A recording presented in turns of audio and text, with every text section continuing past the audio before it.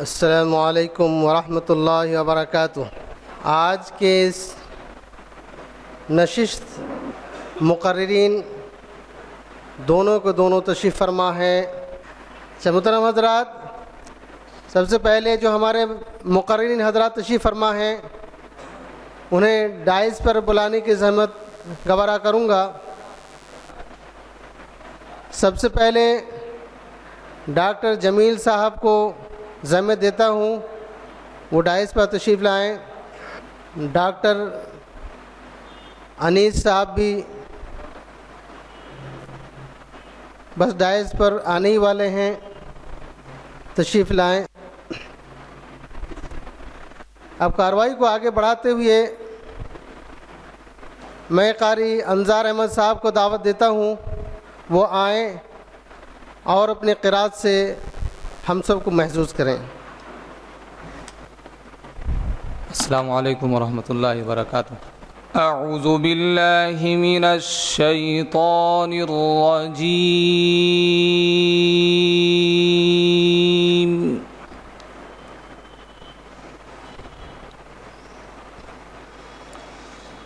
بسم اللہ الرحمن الرحیم۔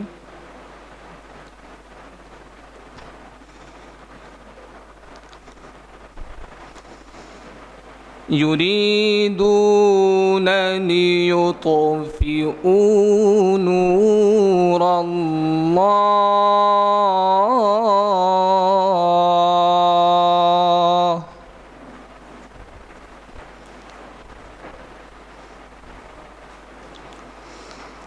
یریدون لیطفئوا نور اللہ بأفواہہم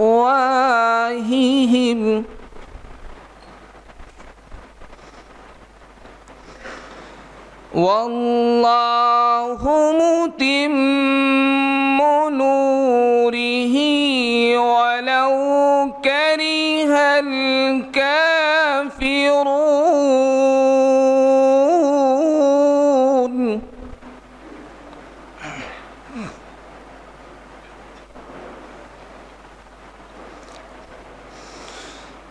هو الذي أرسل رسوله بالهدى ودين الحق ليظهره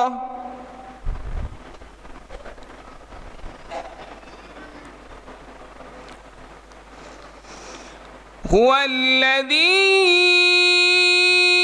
أرسل رسوله بالهدى ودين الحق ليظهره على الدين كله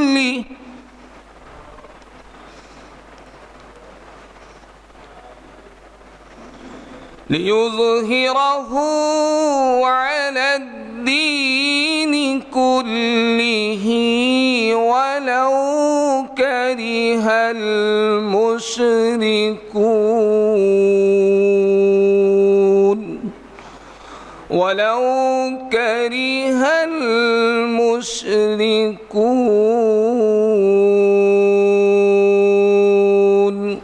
صدق اللہ العظیم۔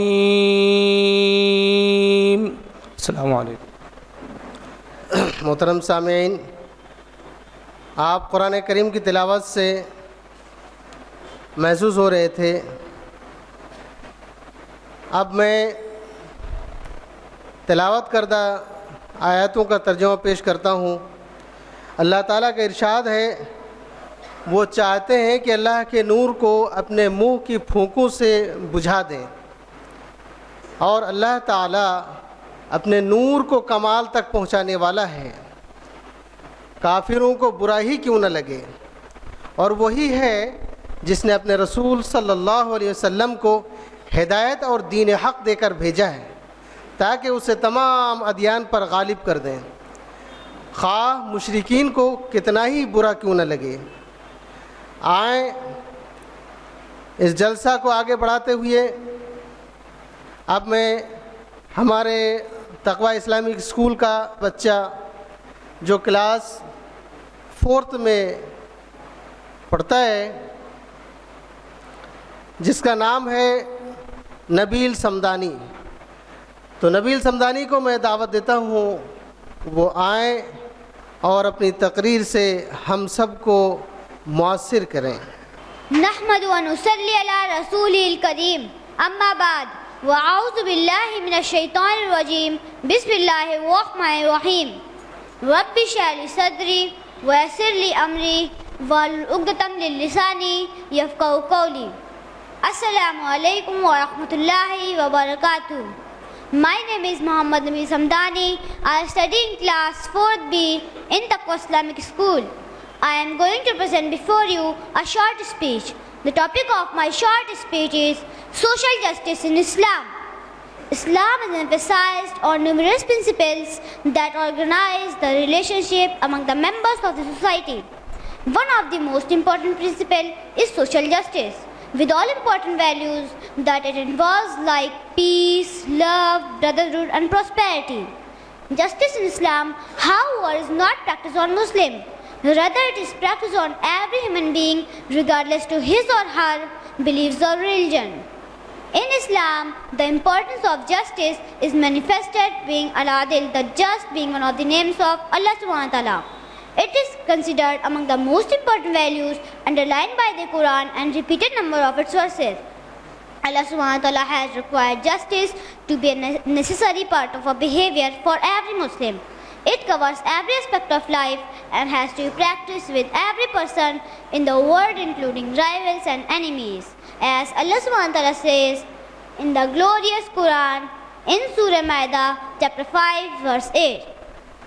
وَلَا يَجْرِمَنَّكُمْ شَنَآنُ قَوْمٍ أَلَّا تَعْدِلُوا اعْدِلُوا هُوَ أَقْرَبُ لِلتَّقْوَى. Let not the hatred of others to you make you swerve to wrong and depart from justice. Be just, that is next to piety. And in Surah Nisa, chapter 4, verse 58. وَإِذَا حَكَمْتُمْ بَيْنَ النَّاسِ أَن تَحْكُمُوا بِالْعَدْلِ. And when you judge between people, that you judge with justice. Social justice, however, means giving each individual what he or she deserves, like the distribution of financial benefits in the society, providing equally for basic needs. It also involves in the equality of opportunities. Social justice is one of the most important aspects of justice in Islam. As mentioned by Dr. Sayyid Qutb in his book Social Justice in Islam, there are 3 basic elements of social justice in Islam. First, the absolute freedom of conscience. Second, the complete equality of all men. And third, social interdependence among the members of the society. The Prophet Muhammad was the best example of great moral and ethics, including justice. Besides equality, the Prophet and his companion played the best example of unlimited giving and social interdependence. So, hence, social justice with what it requires and social interdependence by all the members of the society, either ruler or ruled, is considered as one of the most important values of Islam. It was widely practiced by Prophet Muhammad and his companion, which led to build a strong and united society, full of love and security. I would like to end my talk with a verse of the glorious Quran in Surah Nisa, chapter 4, ayah 135. Ya ayyuhallazina amanu kunu qawwamina bil qist. O you who believe, be staunch in justice. Wa akhiru da'wana alhamdulillahi rabbil alamin. Wassalamu alaikum wa rahmatullahi wa barakatuh. Jazakumullahu khairan. محترم سامعین، نبیل سمدانی سے آپ English میں تقریر سماعت فرما رہے تھے۔ اب میں بلا تاخیر مقررین میں سے جو ہمارے ڈاکٹر انیس احمد صاحب ہیں، مختصراً ان کا تعارف کرا دوں۔ آپ میڈیکل ڈاکٹر ہیں، عرصہ دراز سے اسلامی تحریکات سے وابستہ رہے، ملت کی فلاح و بہبود کے لیے ہمیشہ فکر مند رہے، ہندوستان کی سیاست کی گہری بصیرت رکھتے ہیں، مسلم سیاسی بیداری فورم کے کنوینر ہیں، لہٰذا میں مؤدبانہ درخواست کرتا ہوں ڈاکٹر انیس احمد صاحب کو کہ آپ تشریف لائیں اور ہم سب کو خطاب کریں۔ الحمدللہ وکفا وسلام علی عبادہ الذین اصطفیٰ۔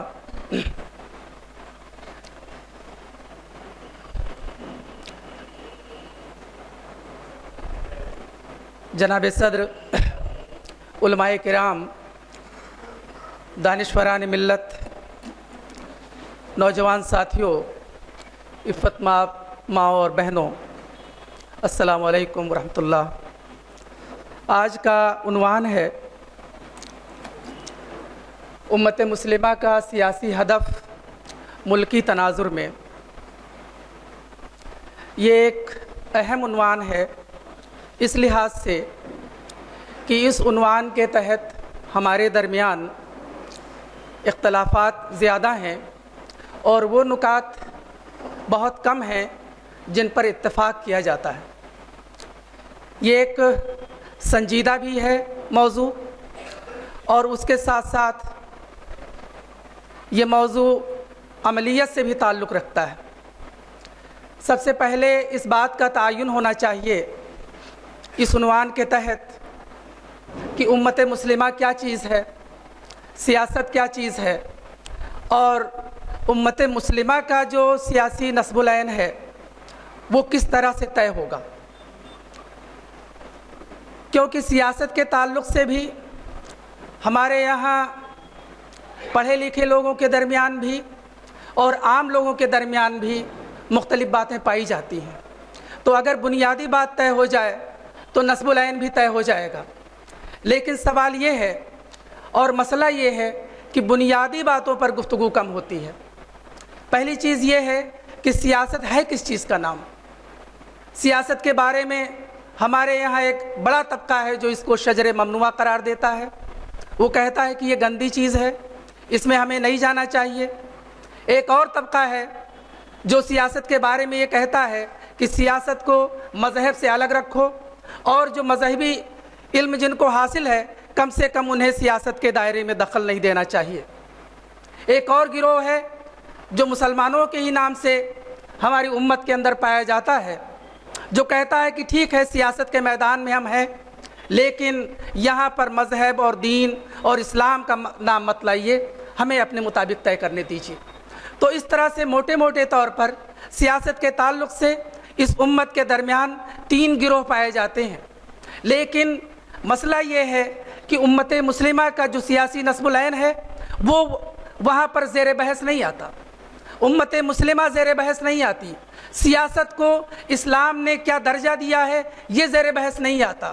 ایک گروہ ہے جس نے سیاست کے میدان سے پوری طرح سے اجتناب کر رکھا ہے، ایک گروہ وہ ہے جو سیاست اور مذہب کو پوری طرح سے الگ کر دینا چاہتا ہے، ایک گروہ وہ ہے جو سیاست میں صرف دنیوی معاملات کو عام طریقے سے طے کرنا چاہتا ہے۔ وہ یہ چاہتا ہے کہ یہاں پر اسلام کی، دین کی، قرآن کی، نبی کریم علیہ السلام کی سیرت کی باتیں آپ مت کیجیے۔ تو یہ ہمارے سامنے سوال ہے۔ میں آپ کے سامنے ایک حدیث، نبی کریم علیہ السلام کی حدیث کا مفہوم آپ کے سامنے پیش کرنا چاہتا ہوں۔ وہ حدیث بہت مشہور ہے۔ نبی کریم علیہ السلام نے فرمایا کہ بنی اسرائیل کی سیاست انبیاء کرتے تھے۔ قال کانت تسوسهم الانبیاء بنو اسرائیل۔ اس حدیث کو بخاری نے جو اس کا کتاب الانبیاء جو پارٹ ہے اس میں درج کیا ہے، اس کو ابو حازم نے روایت کیا ہے ابو ہریرہ رضی اللہ تعالیٰ عنہ کے حوالے سے، کہ بنو اسرائیل کی جو سیاست ہے وہ انبیاء کرام کرتے تھے، انبیاء کرتے تھے۔ اس کے آگے اللہ کے رسول نے فرمایا کہ اب میرے بعد کوئی نبی نہیں آئے گا بلکہ خلفاء ہوں گے اور بکثرت ہوں گے۔ تو نبی کریم علیہ السلام نے اس لفظ کو، اس سیاست کی اصطلاح کو ایک بلند مقام عطا کیا ہے۔ یہ انبیاء کا کام ہے کہ وہ سیاست کا کام کریں، اور امت مسلمہ کی سیاست انبیائی خطوط پر طے کی جائے گی۔ جو انبیاء نے راستہ دکھایا ہے اسی کے مطابق امت مسلمہ کی سیاست ہوگی، یہ حدیث سے واضح ہے۔ تو سیاست ہے کیا چیز؟ لوگوں نے اس کا ترجمہ کیا ہے کہ بنی اسرائیل کے امور کی انجام دہی انبیاء کرتے تھے. لوگوں کے امور کی انجام دہی کا کام سیاست ہے. لوگوں کے معاملات کیسے سدھارے جائیں، سماج کی تعمیر کیسے کی جائے، وہاں کا تعلیمی نظام کیسے ہونا چاہیے، لوگوں سے کس طرح سے تعلقات ہونے چاہیے، اور پورا جو انسانی معاشرہ اور انسانی ماحول ہے وہ کس طرح سے تیار کیا جانا چاہیے. تو یہ اس تعلق سے کہا گیا. نبی کریم علیہ الصلوۃ والسلام نے فرمایا کہ یہ سارا کا سارا کام بنی اسرائیل کے درمیان انبیاء اکرام کرتے تھے. اب ہمارے بعد کوئی نبی نہیں آئے گا بلکہ خلیفہ ہوں گے، خلفاء ہوں گے اور بکثرت ہوں گے. تو گویا کہ یہ جتنا بھی کام ہے، یہ امور کی انجام دہی کا کام، اس کو اللہ کے رسول صلی اللہ علیہ وسلم نے انبیائی کام قرار دیا ہے. یہ مبارک کام ہے، یہ عظیم کام ہے. یہ انسانوں کے درمیان محبت پیدا کرنے کا کام ہے، انسانوں کے معاملات حل کرنے کا کام ہے، انسانوں کو انسانیت سے روشناس کرانے کا کام ہے کہ شیطانی قوتیں اس میں انتشار، اس میں خلفشار نہ پیدا کر سکیں. یہ وہ کام ہے. لیکن المیہ یہ ہے کہ ہم نے سیاست کو شجر ممنوعہ قرار دے رکھا ہے. تو ہمیں یہ فیصلہ کرنا ہوگا کہ ہمارے نزدیک سیاست کی حیثیت کیا ہے. ہمارے نزدیک سیاست کی بنیادی حیثیت ہے. میں اس سوال کو دوسرے انداز میں آپ کے سامنے رکھنا چاہتا ہوں کہ آپ فرعون کے حوالے حکومت دے دیجئے اور پھر اس سے عدل اور انصاف کا مطالبہ کیجئے. کیا یہ ممکن ہے؟ کیا یہ ممکن ہے؟ ہمارا پورا رویہ کیا اس بات کی شہادت نہیں دیتا ہے کہ ہم فرعون کو اقتدار عطا کرتے ہیں اور اس کے بعد ہم مطالبہ کرتے ہیں کہ ہماری مسجد بچاؤ، ہمارا پرسنل لا بچاؤ، ہمارے مدرسوں میں مداخلت نہ کرو، ہمیں اردو دے دو، ہمیں وندے ماترم کو ہم نہیں پڑھیں گے. تو گویا کہ ہم کو ایک مطالباتی گروہ ہم بن گئے ہیں. ہمارے یہاں انیشیٹو نہیں ہے بلکہ رد عمل کی کیفیت ہمارے اندر پیدا ہو گئی ہے. لیکن جب ہم امت مسلمہ کی بات کرتے ہیں، اس امت مسلمہ کو تشکیل کس نے کیا ہے، کس نے بنایا ہے؟ کسی دانشور نے بنایا ہے، کسی فلاسفر نے بنایا ہے، کسی نام نہاد سیاسی لیڈر نے بنایا ہے؟ نہیں، ایسا نہیں ہے. اس امت مسلمہ کو اللہ سبحانہ وتعالیٰ نے برپا کیا ہے. اللہ سبحانہ وتعالیٰ نے اس کی ترکیب اور اس کا اسٹرکچر بنایا ہے. اللہ سبحانہ وتعالیٰ نے اس کا نصب العین طے کیا ہے. اللہ سبحانہ وتعالیٰ نے اس کی بنیادیں طے کی ہیں. تو اس کا جو سیاسی نصب العین ہے اس کو بھی اللہ سبحانہ وتعالیٰ نے طے کیا ہے. تو اگر ہم یہ رہنمائی مارکس سے حاصل کریں، میکیاولی سے حاصل کریں، گوئٹے سے حاصل کریں، گاندھی اور نہرو سے حاصل کریں، تو کیا یہ رہنمائی ہمیں سیاسی رہنمائی مل سکتی ہے؟ نہیں مل سکتی. اگر ہم فرعون اور نمرود کو اقتدار حوالے کر دیں اور اس کے بعد ہم اس سے عدل اور انصاف کا مطالبہ کریں، کیا یہ کام ہو سکتا ہے؟ یہ نہیں کام ہو سکتا. تو یہ جو امت مسلمہ ہے اس کو اللہ سبحانہ وتعالیٰ نے برپا کیا ہے، امت مسلمہ کا ہی نام دیا ہے. جس طرح سے سیاست کا لفظ نبی کریم علیہ الصلوۃ والسلام نے استعمال کیا ہے، اسی طرح سے امت مسلمہ کا لفظ اور یہ اصطلاح قرآن میں اللہ سبحانہ وتعالیٰ نے ہمارے لیے تجویز فرمائی ہے، ہمارے لیے منتخب کیا ہے، ہمارے لیے پسند فرمایا ہے. بسم اللہ الرحمن الرحیم. کنتم خیر امت اخرجت للناس تأمرون بالمعروف وتنہون عن المنکر وتؤمنون باللہ. تم وہ بہترین امت ہو جسے نکالا گیا ہے لوگوں کے واسطے. تم نیکیوں کا حکم دیتے ہو، برائیوں سے روکتے ہو، اللہ پر ایمان لاتے ہو. اس امت کا جو نصب العین ہے وہ اللہ سبحانہ وتعالیٰ نے یہ طے کیا ہے کہ نیکیوں کا حکم دینا اور برائیوں سے روکنا، انفرادی حیثیت میں بھی اور اجتماعی حیثیت میں بھی. تم وہ بہترین امت کہتے ہیں جماعت کو، تم وہ بہترین جماعت ہو جسے نکالا گیا ہے لوگوں کے واسطے. تم نیکیوں کا حکم دیتے ہو اور برائیوں سے روکتے ہو. تو اگر یہ جماعت کی شکل میں نہیں ہے، اور اگر یہ جماعت تو ہے، اپنے لیے امت مسلمہ کا نام تو قرار دیتی ہے، لیکن یہ نیکیوں کا حکم نہیں دیتی، برائیوں سے نہیں روکتی، تو یہ اپنے نصب العین سے غافل ہے. اور پھر جماعت کیسے بنتی ہے؟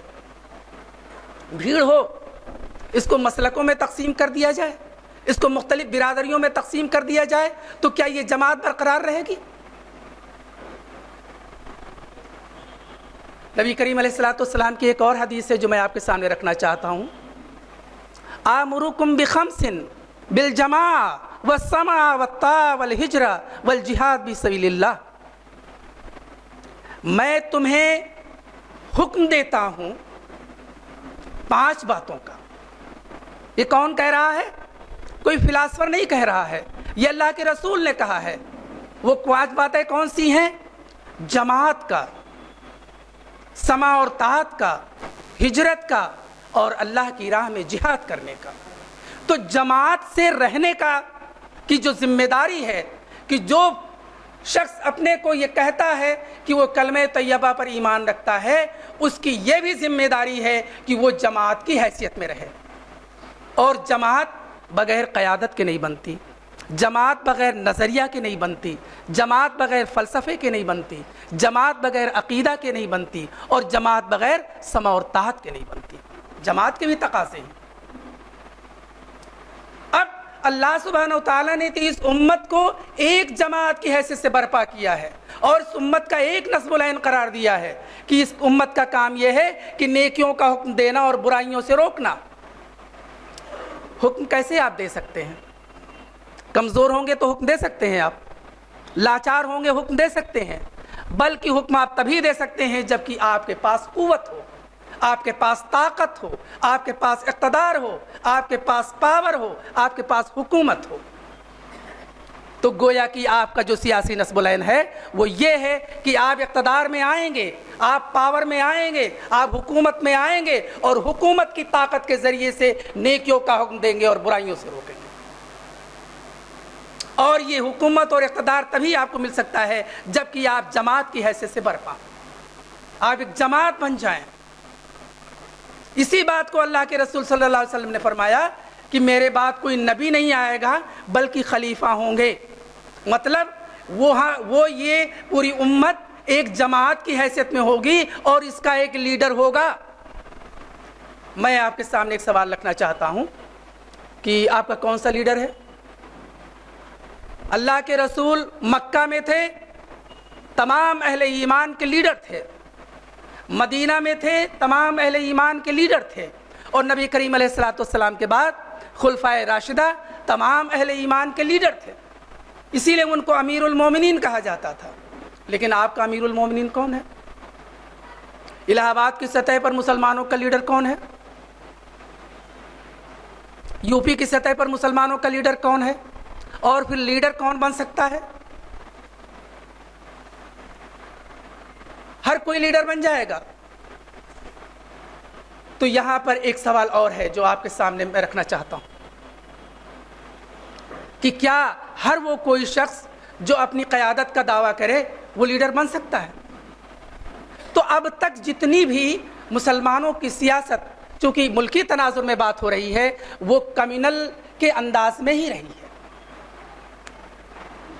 وہ کیوں؟ کیونکہ جب اس میں نظریہ کی بنیاد پر آپ نے سیاست نہیں کی. آپ کا جو نظریہ ہے وہ قرآن کی روشنی میں تمام انسانوں کو خطاب کرتا ہے. یا ایھا الناس ان خلقناکم من ذکر و انثی وجعلناکم شعوبا وقبائل لتعارفوا. اے لوگو، میں نے تم کو ایک مرد اور عورت سے پیدا کیا اور تمہارے شعوب اور قبائل بنا دیے تاکہ تم ایک دوسرے کو پہچانو. لیکن آپ کی سیاست مطالباتی سیاست ہے، صرف مسلمانوں کے لیے ہے، مسلمانوں کے مسائل کے لیے ہے. لیکن اللہ تعالیٰ آپ کو جو نصب العین جس منصب پر فائز کرتا ہے کہ آپ کی سیاست عام انسانوں کے لیے ہونی چاہیے.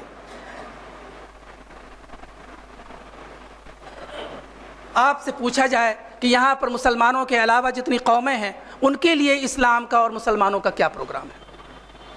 ملائم سنگھ کا تو پروگرام ہے آپ کے لیے، سونیا گاندھی کا پروگرام ہے مسلمانوں کے لیے، مودی جی کا ہے پروگرام مسلمانوں کے لیے. لیکن کسی مسلم لیڈرشپ کا پروگرام اسلام کے نام پر غیر مسلموں کے لیے کیا ہے؟ تو صرف آپ اپنے دائرے میں محدود ہیں. اللہ سبحانہ و تعالیٰ یہ چاہتا ہے کہ آپ انسانوں کے لیے نکلیں، تمہیں انسانوں کے لیے نکالا گیا ہے. اور جب تک عدل کی بنیاد پر حکومت اور اقتدار قائم نہیں ہوگا اور عدل کی بنیاد پر حکومت اور اقتدار تبھی قائم ہو سکتا ہے جب اس کو اہل عدل قائم کریں، انصاف کے علمبردار اس کو قائم کریں، تبھی سماج میں اور معاشرہ میں انصاف قائم ہو سکتا ہے، عدل قائم ہو سکتا ہے، سکون قائم ہو سکتا ہے، لوگوں کے مسائل حل ہو سکتے ہیں۔ تو یہاں پر یہ پہلو ہمارے سامنے واضح رہنا چاہیے کہ یہ امت اپنے اندر محدود نہیں ہے، بلکہ اسے نکالا گیا ہے لوگوں کے واسطے۔ اس بات کی ذمہ داری بھی اس کے اوپر ہے کہ اس سوسائٹی کے اندر، اس معاشرے کے اندر جتنی بھی برائیاں ہیں تو ان برائیوں کے خلاف یہ اٹھ کھڑی ہو، لڑے۔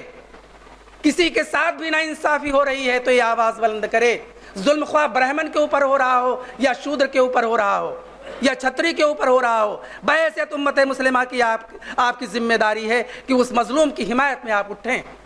آپ کے پاس تو پروگرام ہونا چاہیے، انسانی بنیادوں پر پروگرام ہونا چاہیے، کیونکہ جو اسلامی سیاست ہے، جو مسلم سیاست ہے، وہ انسانی سیاست ہے، وہ گروہی سیاست نہیں ہے، وہ تفریقی سیاست نہیں ہے، وہ علیحدہ کرنے والی سیاست نہیں ہے، بلکہ انسانوں کو انسان بنانے کا پروگرام ہے اسلام کے سامنے، کہ تمام انسان بن جائیں، تمام انسان اللہ کے خلیفہ بن جائیں۔ جو اللہ سے زیادہ ڈرے گا سوسائٹی میں، خواہ وہ کسی بھی سطح کا ہو، چاہے وہ نچلی سطح کا ہو یا بلند سطح کا ہو، وہ اللہ کی نظر میں سب سے زیادہ عظیم ہے، سب سے زیادہ مکرم ہے، سب سے زیادہ عزیز ہے۔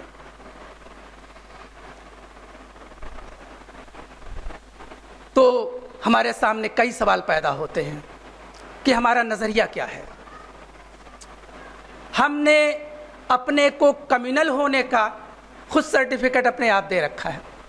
مثلا میں آپ کے سامنے ایک ایگزامپل آپ کے سامنے رکھنا چاہتا ہوں کہ جب آپ سیاست کے میدان میں کوئی بات کہیں گے تو آپ کا مسلم بھائی کھڑا ہو کر کے کہے گا بھائی قرآن اور سنت کی بات مت کرو۔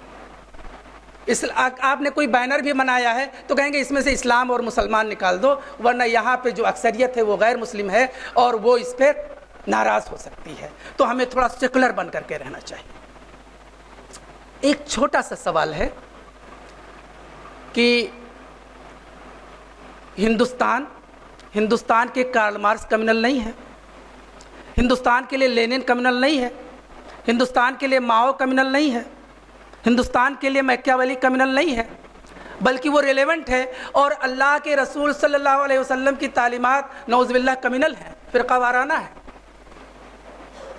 تو اگر اللہ کے رسول صلی اللہ علیہ وسلم نے ہمیں کوئی ایسی تعلیم نہیں دی ہے کہ غیر قوموں کے ساتھ ناانصافی کی جائے، ظلم کیا جائے، تو ہندوستان اور پوری دنیا اس بات کے لیے زیادہ ضروری ہے کہ ان کے سامنے اللہ کے رسول صلی اللہ علیہ وسلم کی تعلیمات سیاست کے میدان میں بھی پیش کیا جائے۔ ایک اور سوال میں آپ کے سامنے رکھتا ہوں کہ جب ہم یہ کہتے ہیں کہ اسلام مکمل نظام حیات ہے، یعنی تمام طرح کے امور کی رہنمائی ہمیں اسلام سے ملتی ہے، تو کیا سیاست کے میدان میں کوئی رہنمائی اسلام نہیں کرتا؟ کیا کوئی پولیٹیکل آئیڈیالوجی اسلام کے پاس نہیں ہے؟ صرف کمیونزم کے پاس ہے، صرف کیپٹلزم کے پاس ہے، صرف سوشلزم کے پاس ہے؟ یہ سارے نظریات چل سکتے ہیں، لیکن اسلام کا سیاسی نظریہ نہیں چل سکتا، جس کے ماننے والے ہندوستان میں آپ دعویٰ کرتے ہیں کہ 15 کروڑ سے لے کر کے 25 کروڑ تک ہیں، بعض لوگ کہتے ہیں کہ 30 اور 40 کروڑ تک ہیں۔ اتنی بڑی قوت، اتنی بڑی اجتماعی قوت جس کے ماننے والے ہوں، وہ ان کو اپنے نظریے پر یقین نہ ہو، وہ احساس کمتری کا شکار ہوں، کیا یہ المیہ نہیں ہے کہ ایک مسلمان ہو اور وہ سوشلسٹ کے بینر کے تلے سیاسی کام کر رہا ہو، ایک مسلمان جیسا نام ہو اور وہ کمیونزم کے نام پر وہ سیاست میں سرگرم ہو، ایک مسلمان ہو لیکن سیکولرزم کے نام پر، ڈیموکریسی کے نام پر، جو مغربی ڈیموکریسی ہے، جو مغربی سیکولرزم ہے، میں اس کی بات کر رہا ہوں، اس کے نام پر وہ کام کر رہا ہو۔ تو یہ اسلام کو تو ہم نے خود چھوڑ دیا اور ہمیں شکایتیں ہیں اوروں سے۔ ہم نے اسلام کا سیاسی فلسفہ اور سیاسی نظریہ لوگوں کے سامنے نہیں پیش کیا اور ہمیں شکایت ہے دوسروں سے۔ ایک اور طریقے سے ہمیں جائزہ لینے کی ضرورت ہے کہ 1947 کے بعد مسلمانوں کی سیاست کیا رہی ہے۔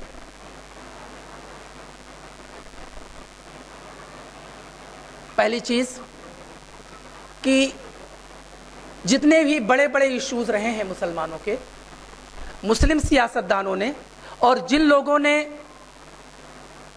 غیر مسلم سیاستدانوں نے جنہوں نے مسلمانوں کی سیاست کی ہے اس میں مسلمانوں کو کیا کامیابی ملی ہے. لوگوں کو ذاتی طور پر فائدے ہو گئے ہوں, کوئی راجیہ سبھا کا ممبر آف پارلیمنٹ ہو گیا ہو, کوئی صدر جمہوریہ ہو گیا ہو, مسلمانوں جیسا نام ہو, میں ان کی بات نہیں کر رہا ہوں. آپ کے جو ملی مطالبات ہیں اور جو مطالباتی سیاست کرتے ہیں اور جو مطالبات اور ایشوز کی بنیاد پر امت مسلمہ کے اندر سرگرمیوں کو فروغ دیتے ہیں, ان کے سامنے ایک سوال ہے. 100 سال سے پرانا آپ کا مطالبہ ہے کہ وندے ماترم آپ نہیں پڑھیں گے, لیکن جتنے بھی سرکاری ادارے ہیں وندے ماترم پڑھا جاتا ہے. پارلیمنٹ کا بھی اجلاس وندے ماترم پڑھنے کے ساتھ ہی ختم ہوگا. جو مسلم پارلیمنٹیرین ہیں وہ بھی وندے ماترم کھڑے ہو کر کے پڑھیں گے. تو آپ 100 سال سے بھی زیادہ وقت سے اس بات کو اس ملک میں دہرا رہے ہیں کہ وندے ماترم پر مسلمانوں کا اعتراض ہے, لیکن آج مسلمانوں کا بچہ وندے ماترم کو پڑھنے پر مجبور ہے. اس میں آپ کی کیا کامیابی ہے؟ آپ نے اردو کی تحریک چلائی. اگر یہ مدرسے نہ ہوتے تو یہ جو کانگریسی حکومت جو رہی ہے یہ اس بات میں کامیاب ہو گئے تھے کہ مسلمانوں کی پوری نسل جو آ رہی ہے وہ اردو سے پوری طرح سے نابلد ہو. یہ مدرسوں کا احسان ہے جن کی خامیاں ہم نکالتے ہیں کہ ہم نے اردو کلاسز میں نہیں پڑھا. انہوں نے پورا انتظام کیا تھا کہ نئی جنریشن جو آئے وہ اردو ہی نہ جانے, لیکن اردو کے نام پر تو بڑی بڑی تحریکیں یہاں پر چلی ہیں. لوگ صدر جمہوریہ تک بن گئے ہیں اردو کی تحریک چلا کر کے, لوگوں کو عہدے بھی بڑے بڑے ملے ہیں. لیکن اردو کی تحریک کے معاملے میں آپ کے پاس کچھ ضابطے بھی پاس ہوئے ہیں. ابھی سپریم کورٹ نے ایک اور آرڈر پاس کیا ہے, لیکن عملی سطح پر آپ کے پاس کامیابی کی حیثیت کیا ہے؟ ایک سوال ہے. بابری مسجد کے تعلق سے آپ نے ایک بہت بڑی تحریک چلائی, لیکن آپ کے سامنے میں ایک مثال آپ کے سامنے رکھنا چاہتا ہوں کہ شاہ بانو کے تعلق سے جب فیصلہ آیا سپریم کورٹ کا, اور میں سمجھتا ہوں کہ پرسنل لا کے تعلق سے ایک بڑی تحریک برپا ہوئی, گاؤں میں قصبوں میں احتجاج مظاہرے اور سب کچھ ہو رہا تھا. تو کیا ہوا؟ ایک بل پاس ہوا راجیو گاندھی کے پیریڈ میں, مسلم ویمن پروٹیکشن بل. اور وہ جب بل پاس ہوا تو اس وقت کے جو کانگریس سے جڑے ہوئے لوگ تھے اور جو لیڈران تھے انہوں نے خوب بڑے بڑے پوسٹر چھپوا کر کے اپنی پیٹھ تھپتھپائی کہ ہم نے کارنامہ انجام دیا. لیکن یہ بل کب پاس ہوا؟ 19 مئی 1986 کو. تاریخ میں خاص طور سے آپ کے سامنے پیش کر رہا ہوں. 19 مئی 1986 کو مسلم women protection bill Rajiv Gandhi کے دور میں پاس ہوا. ٹھیک ہے. اور اس سے پہلے راجیو گاندھی نے یہ انتظام کیا کہ 1 فروری 1986 کو بابری مسجد کا تالا بت پرستی کے لیے کھول دیا. ٹھیک ہے. اس سے پہلے انتظام کر لیا کہ ٹھیک ہے ہم آپ کا بل پاس کرتے ہیں, لیکن اس سے پہلے ہم آپ کے اوپر جو ہمارے جو محسن ہیں جن کو جو ہماری ووٹوں سے اقتدار میں پہنچے تھے انہوں نے ہی بت پرستی کے لیے یہ بابری مسجد کا تالا کھول دیا. اس سے پہلے ٹھیک ہے 2 مہینے کے بعد 19 مئی کو ہم بل پاس کریں گے, فروری میں ہم تالا کھول دیتے ہیں. اور پھر جو بل پاس کیا اس کی حیثیت کیا ہے کہ اس میں ایسی خامیاں جان بوجھ کر کے ڈال دی گئیں کہ آج بھی اسی بل کی روشنی میں تمام عدالتوں سے, نچلی عدالتوں سے لے کر کے سپریم کورٹ سے شریعت کی روح کے خلاف فیصلے دیے جاتے ہیں. تو آپ کے پاس یہ پوری تحریک کا پرسنل لا کے نام پر جو تحریک چلائی گئی اس کے پاس حاصل کیا ہوا, کیا نتیجہ آپ کو ملا؟ اور جن لوگوں نے یہ تحریکیں چلائیں انہوں نے کیا آپ کو سمجھایا؟ پھر بابری مسجد کے تعلق سے بھی بڑی بڑی تحریکیں چلیں, لیکن یہ بابری مسجد آپ کے ووٹوں سے شہید ہوئی, کیونکہ کانگریس کو تو ووٹ دے کر کے آپ نے حکومت تک پہنچایا تھا. کیا مسلمانوں نے ووٹ نہیں دیا جب 6 دسمبر 1992 کو یہ بابری مسجد شہید ہوئی تھی؟ تو المیہ یہ ہے کہ ہم اپنے ووٹوں کے ذریعے, اپنی قوت کے ذریعے ہمارے خلاف کارروائیاں ہوتی ہیں. اور آگے آئیے, مسلم یونیورسٹی کا اقلیتی کردار آج بھی اس کے اوپر تلوار لٹک رہی ہے. تو جتنے بڑے بڑے ایشوز ہیں وہاں پر آپ کی بحیثیت امت کے، بحیثیت کمیونٹی کے، بحیثیت ملت کے کوئی بھی کامیابی نہیں ہے. اس بات کو تو اعتراف کرنا پڑے گا، اور اگر آپ اس کا اعتراف نہیں کرتے ہیں تو مسئلہ حل نہیں ہو سکتا. اب ایک اور سوال آپ کے سامنے ہے کہ یہ بہرحال ایشوز امت کے اندر کن لوگوں نے کھڑے کیے؟ ایک سوال ہے. امت کے اندر ان لوگوں نے کھڑے کیے جو ملت کے نمائندے نہیں تھے، بلکہ اپنی اپنی پارٹیوں کی نمائندگی ملت کے اندر کر رہے تھے. ملت کی نمائندگی کرنے کی ہمت اور استطاعت اور قوت ان کے پاس نہیں تھی کہ وہ اپنی پارٹی کے لیڈران کے سامنے وہ کر سکیں. وہ اپنی پارٹی کے اعلی کار تھے ملت کے اندر، اپنی پارٹی کا میسج ملت کے اندر پہنچائے جاتے تھے، اور جب پارٹی لیڈرشپ یہ طے کرتی تھی کہ اب اس ایشو کو ختم کرنا ہے، دبانا ہے، اور اس میں کوئی تحریک نہیں چلنی ہے، تو وہ تحریک ختم ہو گئی، دبا دی گئی. اگر مسلم پرسنل لا کا مسئلہ حل نہیں ہوا تو مسلم پرسنل لا کی تحریک خاموش کیوں ہے؟ اگر بابری مسجد آپ کو ملی نہیں تو بابری مسجد کی تحریک خاموش کیوں ہے؟ اب کیوں آپ کہتے ہیں کہ ہم عدالت کا فیصلہ مانیں گے؟ اور اگر عدالت کا ہی فیصلہ ماننا تھا تو آپ عوام کے درمیان کیوں گئے تھے؟ اگر مسلم یونیورسٹی کا اقلیتی کردار پوری طرح سے بحال نہیں ہوا ہے تو آپ خاموش کیوں ہیں؟ اس لیے کہ وہ اپنی پارٹیوں کے جو لیڈران تھے ان کی نمائندگی کر رہے تھے ملت کے اندر، لیکن ملت کی نمائندگی کرنے کا کی ہمت اور استطاعت ان کے اندر نہیں تھی. وہ جو کہتے ہیں کہ مسلمانوں کے لیڈر ہے، در حقیقت وہ مسلمانوں کے لیڈر نہیں ہیں، وہ مسلمانوں کے لیڈر نہیں تھے، اور مسلمانوں کی لیڈرشپ کرنے کی صلاحیت اور قوت اور طاقت اور مورل ان کے درمیان ہے ہی نہیں. وہ تو ایجنٹ ہیں اپنی پارٹی کے، انہوں نے ایجنٹ ہونے کا کام کیا ہے. وہ جھوٹ بولتے ہیں، وہ گمراہ کرتے ہیں مسلمانوں کو، مسلمانوں کے جذبات سے وہ کھلواڑ کرتے ہیں. جب چاہتے ہیں تو جذبات کو بھڑکاتے ہیں، اور جب چاہتے ہیں تو جذبات کو سرد کرتے ہیں. اگر وہ مسئلہ حل نہیں ہوا ہے تو وہ تحریک جاری رہنی چاہیے، اور اگر تحریک کو جاری نہیں ہے تو یہ الزام ان کے اوپر عائد ہوتا ہے. تو ہمارے سامنے یہ المیہ ہے کہ نہ ہماری قیادت ہے، نہ ہمارا نظریہ ہے، نہ ہماری جماعت ہے، نہ ہمارا نصب العین ہے. آپ کو اپنا نصب العین، اپنا نظریہ، اپنی قیادت اور اپنی جماعت کی تلاش کرنی ہوگی. اور اگر اپنے نظریہ، اپنی نصب العین، اپنی قیادت اور جماعت کی تلاش آپ کرنے میں ناکام ہیں تو آپ اس نصب العین کو حاصل نہیں کر سکتے، اور سیاست کے میدان میں آپ کا جو حاصل اور جمع ہے وہ سارا کا سارا صفر رہے. یہ صورتحال ہے.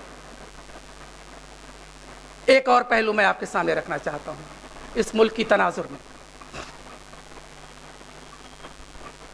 جتنے بھی فسادات ہوئے ہیں، مسلم کچھ فسادات ہوئے ہیں، کسی میں بھی مجرموں کو سزا نہیں دی گئی، جبکہ آن ریکارڈ باتیں آ گئی کہ فلاں فلاں لوگ مجرم ہیں، فلاں فلاں لوگوں نے فلاں فلاں جگہ پر مسلمانوں کے خون سے ہولی کھیلی ہے، ان کا قتل عام کیا ہے. کمیشن بٹھائے گئے، کمیشنز کی رپورٹیں بھی آ گئی ہیں، لیکن کچھ نہیں ہوا، اس لیے کہ آپ کا کوئی سیاسی وزن اس ملک میں ہے نہیں. اور سیاسی وزن جس لیے نہیں ہے کہ آپ اپنے نظریہ کے اوپر، اپنے نصب العین کے ساتھ آپ کی سیاست نہیں چل رہی. میں اس پہلو کو آپ کے سامنے رکھنا چاہتا ہوں. ایک سازش کے تحت مسلمانوں کو، ایک سازش کے تحت ہندوستان کے مسلمانوں کو احساس جرم اور احساس خوف میں مبتلا کیا جاتا رہتا ہے. احساس جرم کہ پاکستان ہم نے بنوایا ہے تو اب ہمارے لیے یہاں کچھ نہیں ہے، اور اگر ہم نے مسلمانوں کی بنیاد پر کوئی بات کہی سیاسی حلقے میں تو پھر وہی الزام آ جائے گا جو مسٹر جناح کی مسلم لیگ کے اوپر آیا تھا. اس احساس جرم میں بار بار مبتلا کیا جاتا ہے، اور ہمارے بھی مقررین مبتلا کرتے ہیں. ان کی تقریر کا پہلا پیراگراف، ابتدائی جو الفاظ ہیں وہ اپنی یہی اسی بات پر ہوتے ہیں کہ ہم اس ملک کے سب سے زیادہ وفادار شہری ہیں. سب سے بڑا ضمانت وفاداری کا اور امانت کا اور عدل کا تو اسلام ہے. اب سوال یہ اٹھتا ہے کہ کیا واقعی مسلمانوں کے اوپر یہ الزام، یہ جرم عائد ہوتا ہے کہ انہوں نے ملک کو تقسیم کیا؟ اور کیا آج جو مسلمان ہندوستان میں پائے جاتے ہیں اس کے لیے مجرم ہیں؟ یہ بات بالکل سفید جھوٹ ہے اور بڑی مکاری کے ساتھ، سازش کے ساتھ کہی جاتی ہے کہ مسلمانوں نے اس ملک کو تقسیم کیا ہے۔ میں آپ کے سامنے چند حقائق آپ کے سامنے رکھنا چاہتا ہوں۔ تاریخ کو چھپایا جاتا ہے، الفاظ کا مینپولیشن کیا جاتا ہے، اور وہی لوگ جو ہمارے محسن ہیں وہ الفاظ کے ساتھ کھلواڑ کرتے ہیں، وہ تاریخ کو چھپاتے ہیں، وہ گمراہ کرتے ہیں۔ 1916 میں لکھنؤ میں ایک اجلاس ہوا، اس میں کانگریس کے لوگ بھی موجود تھے اور مسلم لیگ کے لوگ موجود تھے، اور اس میں کوئی دو رائے نہیں ہے کہ یہ دو قوتیں اس وقت سب سے اہم قوتیں تھیں۔ اور اس اجلاس کے روح رواں بال گنگادھر تلک تھے۔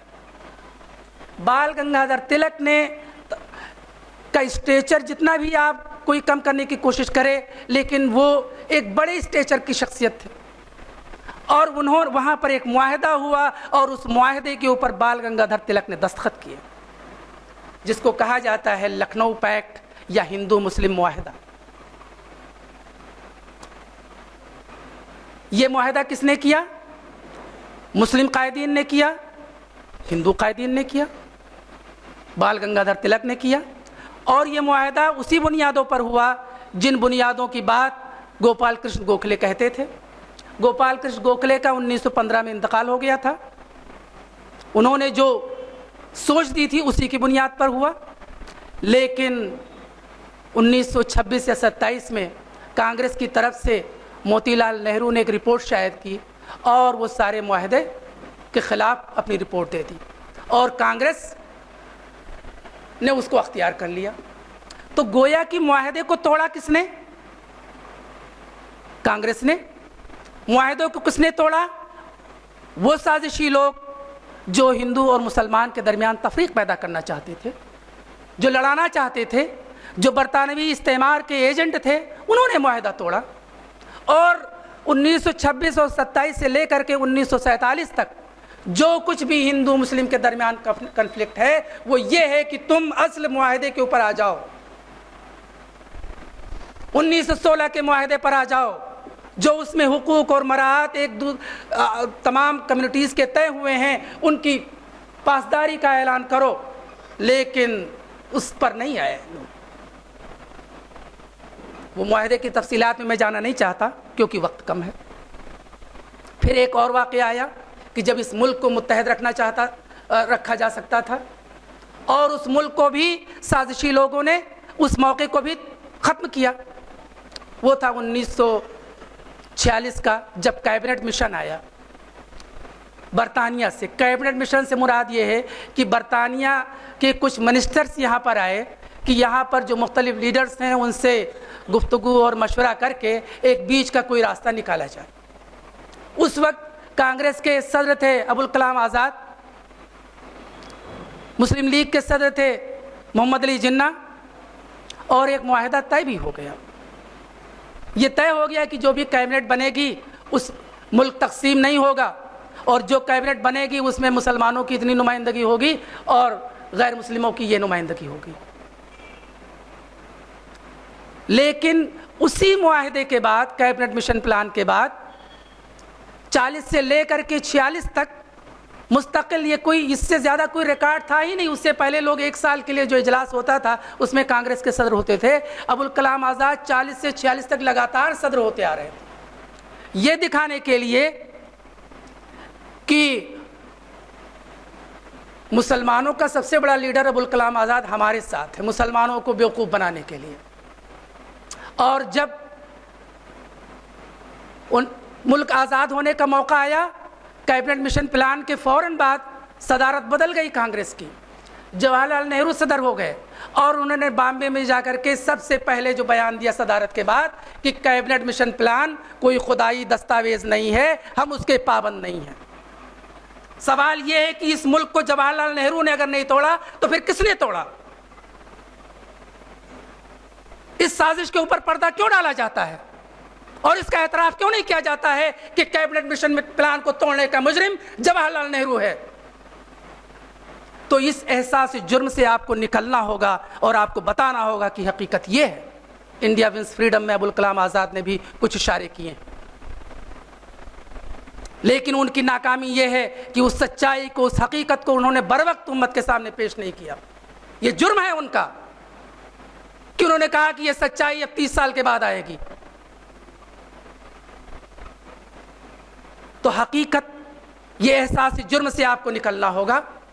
یہ جو جنریشن ہے مسلمانوں کی، اور جو بھی جنریشن تھی، یہ تقسیم ملک کی ذمہ دار قطعی نہیں ہے، اور اس تعلق سے کسی صفائی دینے کی ضرورت نہیں ہے، بلکہ سوال کرنے کی ضرورت ہے، سوال پوچھنے کی ضرورت ہے کہ تم نے یہ رویہ اختیار کیوں کیا۔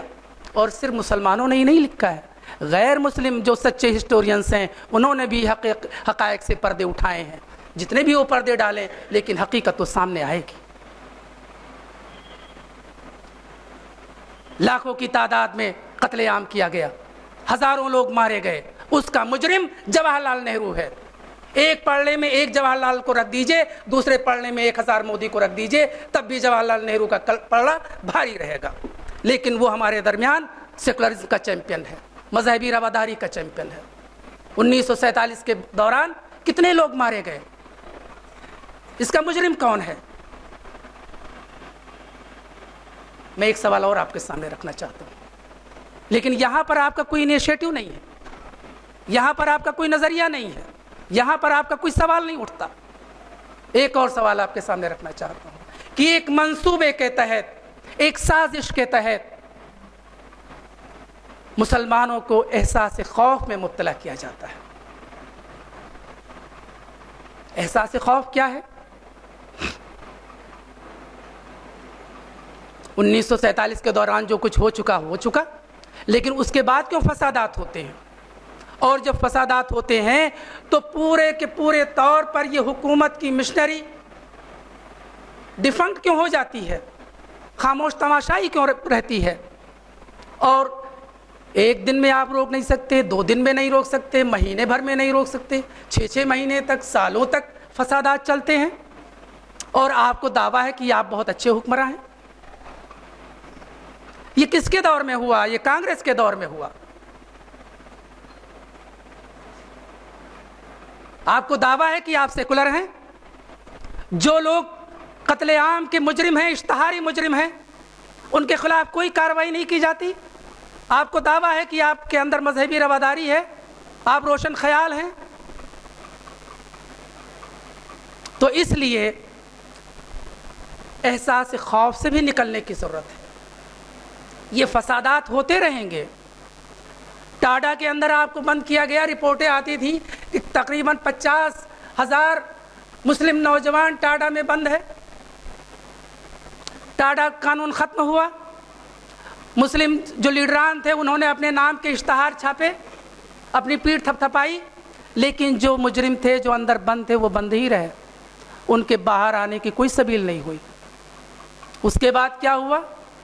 پوٹو آ گیا، اس کے بعد پوٹا آ گیا، اس کے بعد وہ جو انگریزوں نے قانون بنایا تھا انلافل ایکٹیویٹیز پریونشن ایکٹ، اس کو پوٹا ہٹایا گیا تو اس سے بھی زیادہ خطرناک بنا دیا، اور یہ گزشتہ کانگریس گورنمنٹ نے اس کو اور زیادہ خطرناک بنا دیا، 2 بار اس کو ریوائز کیا۔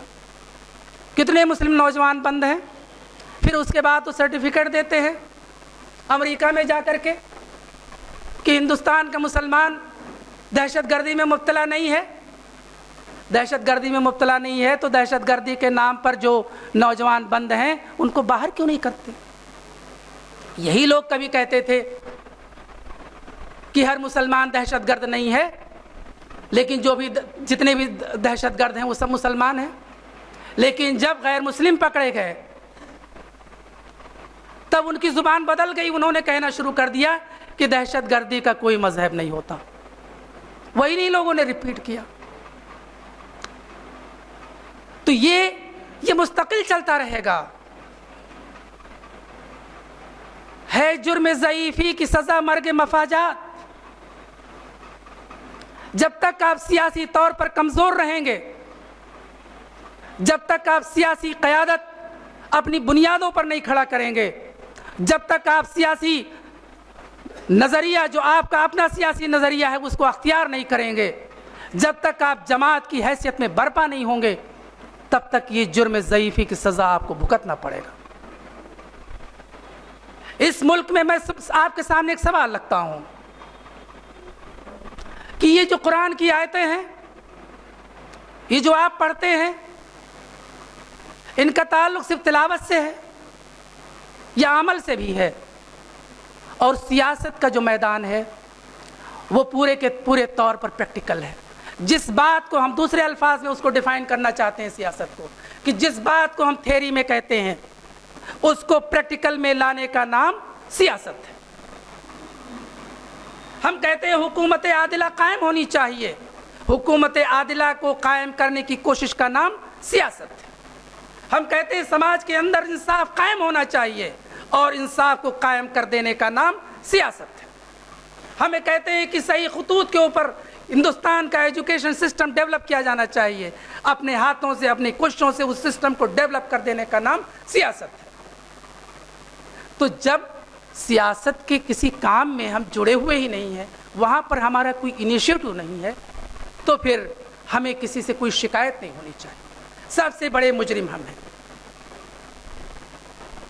کہ ہم نے یہ کیا المیہ نہیں ہے کہ دوسرے نظریہ ساز، دوسرے جو سیاسی نظریہ ساز ہیں ان کو ایک مسلمان اختیار کرے، اور اللہ کے رسول صلی اللہ علیہ وسلم نے سیاست کے میدان میں جو تعلیمات دی ہیں ان کو پیش کرتے ہوئے جھجکے، وہ ڈرے، ان کی مخالفت کرے۔ سب سے پہلے اس کی مخالفت مسلمان کرتا ہے۔ ایسے لوگوں کو سیاست کے میدان میں آنے کی ضرورت نہیں ہے، ایسے لوگوں کو آپ کو پیچھے کرنا ہوگا، اور وہ لوگ جو اپنی پارٹیوں کے اعلی کار ہیں، ایجنٹ ہیں، اور ان کی نمائندگی ملت کے اندر آ کر کے کرتے ہیں، ان کو آپ کو پیچھے کرنا ہوگا۔ اوریجنل سیاست، اپنی بنیادوں پر سیاست، اور جتنی بھی قومیں ہیں نام لے کر کے کہنے کی ضرورت نہیں ہے، انہوں نے اپنی بنیادوں پر اپنی سیاست کھڑی کی ہے، اپنی بنیادیں پیدا کی۔ ہم یہ کہتے ہیں، ایک اور نظریہ آیا ہے سیاست کے میدان میں، میں اس کو بھی تھوڑا سا ڈسکس کرنا چاہتا ہوں۔ دو برائیوں میں ایک کمتر برائی کا سلیکٹ کر لیتے ہیں۔ ٹھیک ہے، آپ جو کہہ رہے ہیں کانگریس غلط ہے، بھاجپا بھی غلط ہے، کانگریس تھوڑا کم غلط ہے، اس لیے کانگریس کو سلیکٹ کر لیا۔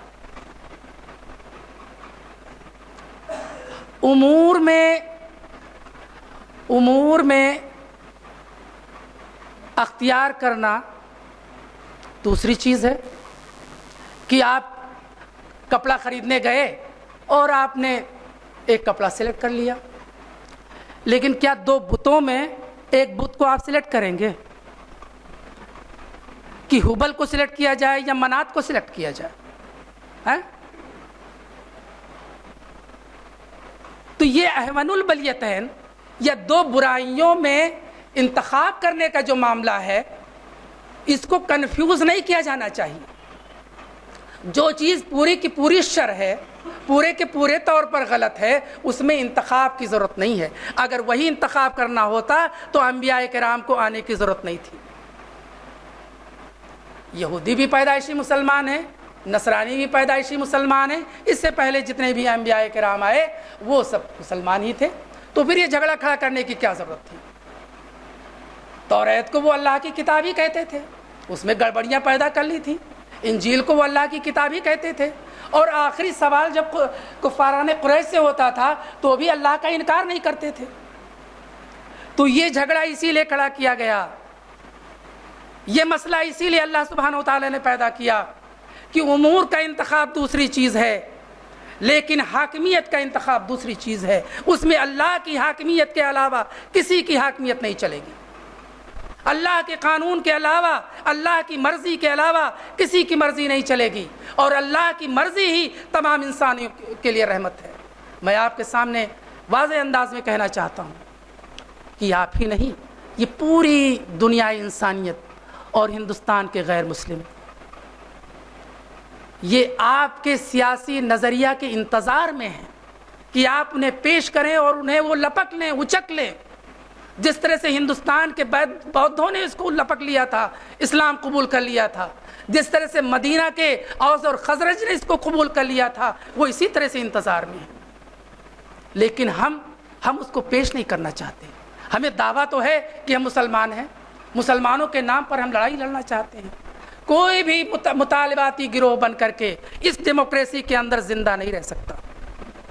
کہ آپ مطالبے کرتے رہیں, مطالبے تبھی مانے جاتے ہیں جب کہ آپ کا کوئی سیاسی وزن ہو, اور اگر سیاسی وزن نہیں ہے تو مطالبے تسلیم نہیں کیا جاتے, بلکہ اسی طرح سے کھلواڑ کیا جاتا ہے جس طرح سے راجیو گاندھی نے کیا کہ 19 مئی 1986 کو آپ کا بل پاس کیا, مسلم ویمن پروٹیکشن بل, اور اس سے 2-3 مہینہ پہلے 1 فروری 1986 کو بابری مسجد کا تالا بت پرستی کے لیے کھول دیا. لیجیے یہ آپ کا مطالبہ ہم نے مان لیا, آپ کے اوپر ہم نے احسان کر دیا, اب آپ خوش ہو جائیے, اب آپ ہمیں ووٹ دے دیجیے. تو آپ دیتے رہیے ووٹ. ہمارے سامنے اللہ سبحانہ و تعالیٰ نے ایک عظیم نصب العین رکھا ہے. یہ عظیم, یہ انسانی نصب العین ہے. یہ لوگوں کے لیے, لوگوں کی فلاح اور بہبود کے لیے, لوگوں کے مسائل کو حل کرنے کے لیے, گویا کہ جو بھی مسلمان ہیں وہ شعوری طور پر کیڈر بن جائیں اللہ کے. ہم اللہ کے لیے کام کرنے والے ہیں, ہم اللہ کے رضاکار ہیں, اللہ کی رضا کے لیے ہم یہ کام کرتے ہیں. تو اگر ایک میسج دیا ہے, مودی نے ایک میسج دیا ہے صفائی کا, آپ نے کیوں میسج نہیں دے سکا؟ اور جب میسج اوپر سے آتا ہے تو اس کے اثرات پڑتے ہیں. ایسا نہیں ہے, آپ کرٹیسائز کر لیجئے, لیکن اثرات پڑتے ہیں. آپ کی جتنی قوت ہے, آپ کا خطیب دیتا ہے جمعہ کو خطبے, اس کے کتنے اثرات پڑتے ہیں. ایک ملکی سطح کا جو لیڈر ہے وہ جو دیتا ہے اس کے کتنے اثرات پڑتے ہیں. تو یہ تو اثرات پڑتے ہیں. اس مقام تک جب تک آپ نہیں جائیں گے, اس مقام کو جب تک حاصل نہیں کرنے کی کوشش کریں گے, تو پھر وہ اثرات آپ نہیں حاصل کر سکتے, وہ نتائج نہیں حاصل کر سکتے. مختصراً میں یہ کہنا چاہتا ہوں کہ جو مسلمانوں کی سیاست ہے وہ اسلام کی بنیاد پر ہونی چاہیے. اسلام کو پیش کرنے میں کوئی جھجک, کوئی تردد نہیں ہونا چاہیے. اسلام فرقہ پرستی کی تعلیم نہیں دیتا, بلکہ انسان دوستی کی تعلیم دیتا ہے. ہماری اور سب کی ذمہ داری ہے کہ عام انسانوں کے مسائل حل کرنے کی کوشش کریں. جو دوسری کمیونٹیز ہیں, جو شودر ہیں, جو برہمن ہیں, یہ دشمن نہیں ہیں, ان کے بھی جو مسائل ہیں ہم کو اس میں بھی آنا چاہیے. ہمیں صرف اردو چلاتے رہنے سے اردو ملنے والی نہیں ہے. ہمیں عام انسانوں کا جب کام ہم کریں گے تو ایک انسانی پارٹی, انسانی جماعت کی حیثیت میں آپ برپا ہوں گے. اللہ سبحانہ و تعالیٰ نے جو پیدائشی مسلمان تھے یہود و نصارہ, ان کو ریجیکٹ کر کے ایک شعوری مسلمان برپا کیا تھا نبی کریم علیہ الصلوۃ والسلام کے ذریعے. اور یہ عمل ہر دور میں جاری رہے گا کہ کون پیدائشی مسلمان ہے, کون شعوری مسلمان ہے. شعوری طور پر اللہ کے کام کرنے کا نام ہماری کوشش ہونی چاہیے. یہ ہمارے سامنے سوال ہے. ہمارے سامنے سوال یہ ہے کہ جو تھیری ہم پیش کرتے ہیں کہ پاک رہو, صاف رہو, میں ایسی مسجدوں کو بھی جانتا ہوں کہ جن مسجدوں میں نماز پڑھنے والے لوگ اچھے پیسے والے ہیں, لکھپتی کروڑ پتی ہیں, لیکن وہاں کا وضو خانہ, وہاں کا استنجا خانہ, وہاں کا غسل خانہ, اس کے اوپر 1 انچ موٹی کائی لگی ہوگی. آپ کہتے رہیے تقریر میں کہ پاکی آدھا ایمان ہے, اللہ کے رسول نے بتایا, لیکن وہ عمل میں نہیں آ رہا ہے. عمل میں آنا چاہیے, عمل میں ہمارے اندر آنا چاہیے کہ اگر ہم جماعت ہیں تو جماعت کی حیثیت میں برپا ہو جائیں. اب اس کے لیے شیطان نے کیا کیا انتظام کیا ہے, یہ تو قیامت تک ہم سے لڑتا رہے گا. شیطان نے ہمارے اندر مسلک بنا دیے. اللہ کہتا ہے الجماعت بن جاؤ, ہم کہتے ہیں کہ ہم بریلوی ہیں, ہم دیوبندی ہیں, ہم اہل حدیث ہیں, ہم شیعہ ہیں, ہم سنی ہیں. اللہ تعالیٰ کہتا ہے کہ تمہارے لیے اسلام کا دین پسند کیا ہے. بسم اللہ الرحمن الرحیم, الیوم اکملت لکم دینکم واتممت علیکم نعمتی ورضیت لکم الاسلام دینا. اور ہم نے تمہارے لیے اسلام کا دین پسند فرمایا. ہم کہتے ہیں کہ نہیں, اسلام تو الگ چیز ہے, ہم پہلے دیوبندی ہیں, ہم پہلے بریلوی ہیں, ہم پہلے شیعہ ہیں, ہم پہلے سنی ہیں. تو آپ جب تک اپنی شناخت مسلکوں سے کرتے رہیں گے, آپ الجماعت نہیں برپا کر سکتے، اور جب تک آپ جماعت نہیں برپا کر سکتے آپ قیادت نہیں پیدا کر سکتے، اور جب تک قیادت نہیں پیدا کر سکتے آپ اپنا سیاسی ہدف کو حاصل نہیں کر سکتے۔ پورے کے پورے نظریاتی فکری سوچ ہماری بدلنی چاہیے، سب کی اوورہالنگ کی ضرورت ہے کہ ہم نے ایک آئینہ قرآن اور سنت کی روشنی میں ہم نے رکھ دیا اور پھر سوال کیا کہ اس سے ہمیں جواب کیا ملتا ہے۔ ایک چھوٹا سا سوال ہے لیکن آپ اپنے آپ میں بہت ہی بامعنی ہے کہ اگر آج اللہ کے رسول صلی اللہ علیہ وسلم ہوتے تو کیا طریقہ اختیار فرماتے اجتماعی معاملات میں، وہی طریقہ ہمارا ہونا چاہیے۔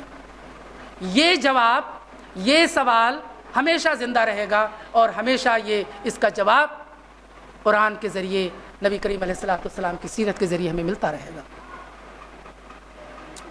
مدینہ، میثاق مدینہ کا تذکرہ ہوتا ہے، وقت شاید کم ہو رہا ہے، میں اس کا تذکرہ کروں گا۔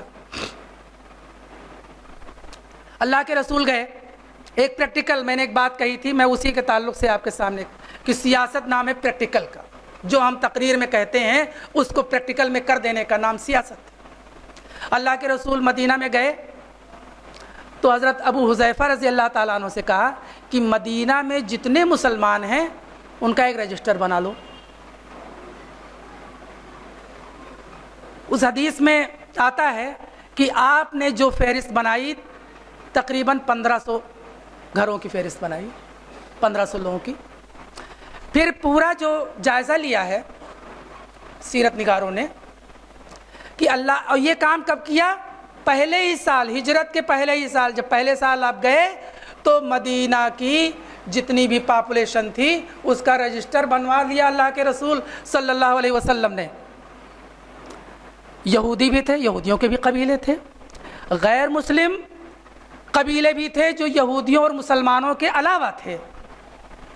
اس میں صرف 1500 مسلمان تھے اور ٹوٹل آبادی جو ہے وہ 10,000 کی تھی۔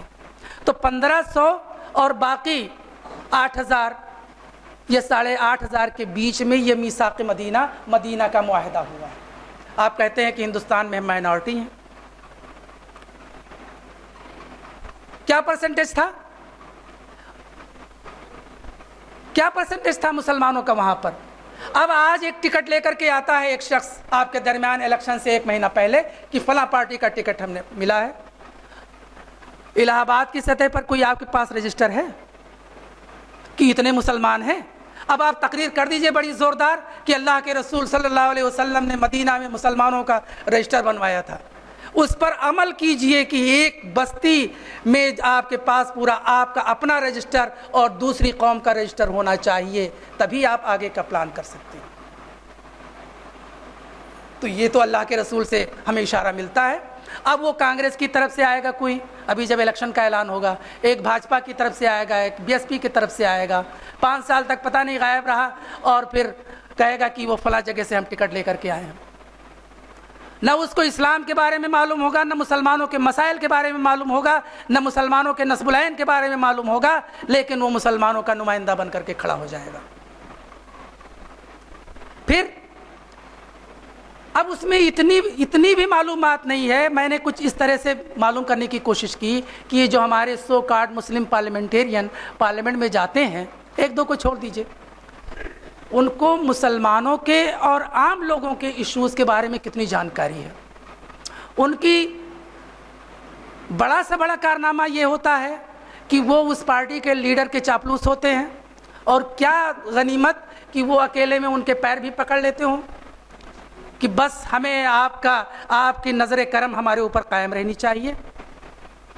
جب انہیں یہ نہیں پتا کہ مسلمانوں کے فلاں محلے میں مسلمان کتنے ہیں، غیر مسلم کتنے ہیں، ان کے پاس کوئی رجسٹر نہیں ہے کہ ان کے مسائل کیا ہیں، تو ان کو آپ سے ووٹ مانگنے کا حق کیا ہے؟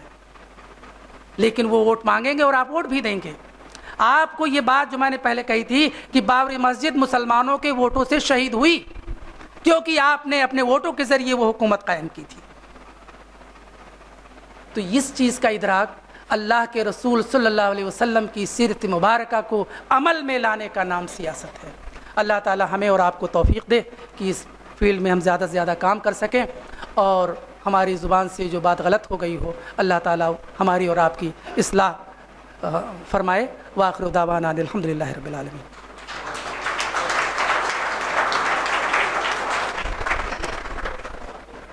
محترم حضرات، آپ ڈاکٹر انیس احمد صاحب کو سماعت فرما رہے تھے. آگے کچھ بولنے کی گنجائش نہیں ہے. میں بلا تمہید و تاخیر کے ڈاکٹر جاوید جمیل صاحب کے بارے میں مختصراً تعارف کروں گا اور پھر انشاءاللہ وہ آپ کے سامنے حاضر ہوں گے. ڈاکٹر جاوید جمیل صاحب پیشے سے کارڈیولوجسٹ ہیں. سائنس اور قرآن کے موضوع پر آپ کو عبور حاصل ہے.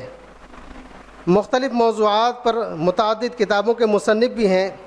اسلام، مسلم اینڈ دی ورلڈ کے نام انگریزی میگزین کے ایڈیٹر بھی ہیں. تو آپ ڈاکٹر جاوید جمیل صاحب کو سماعت کریں.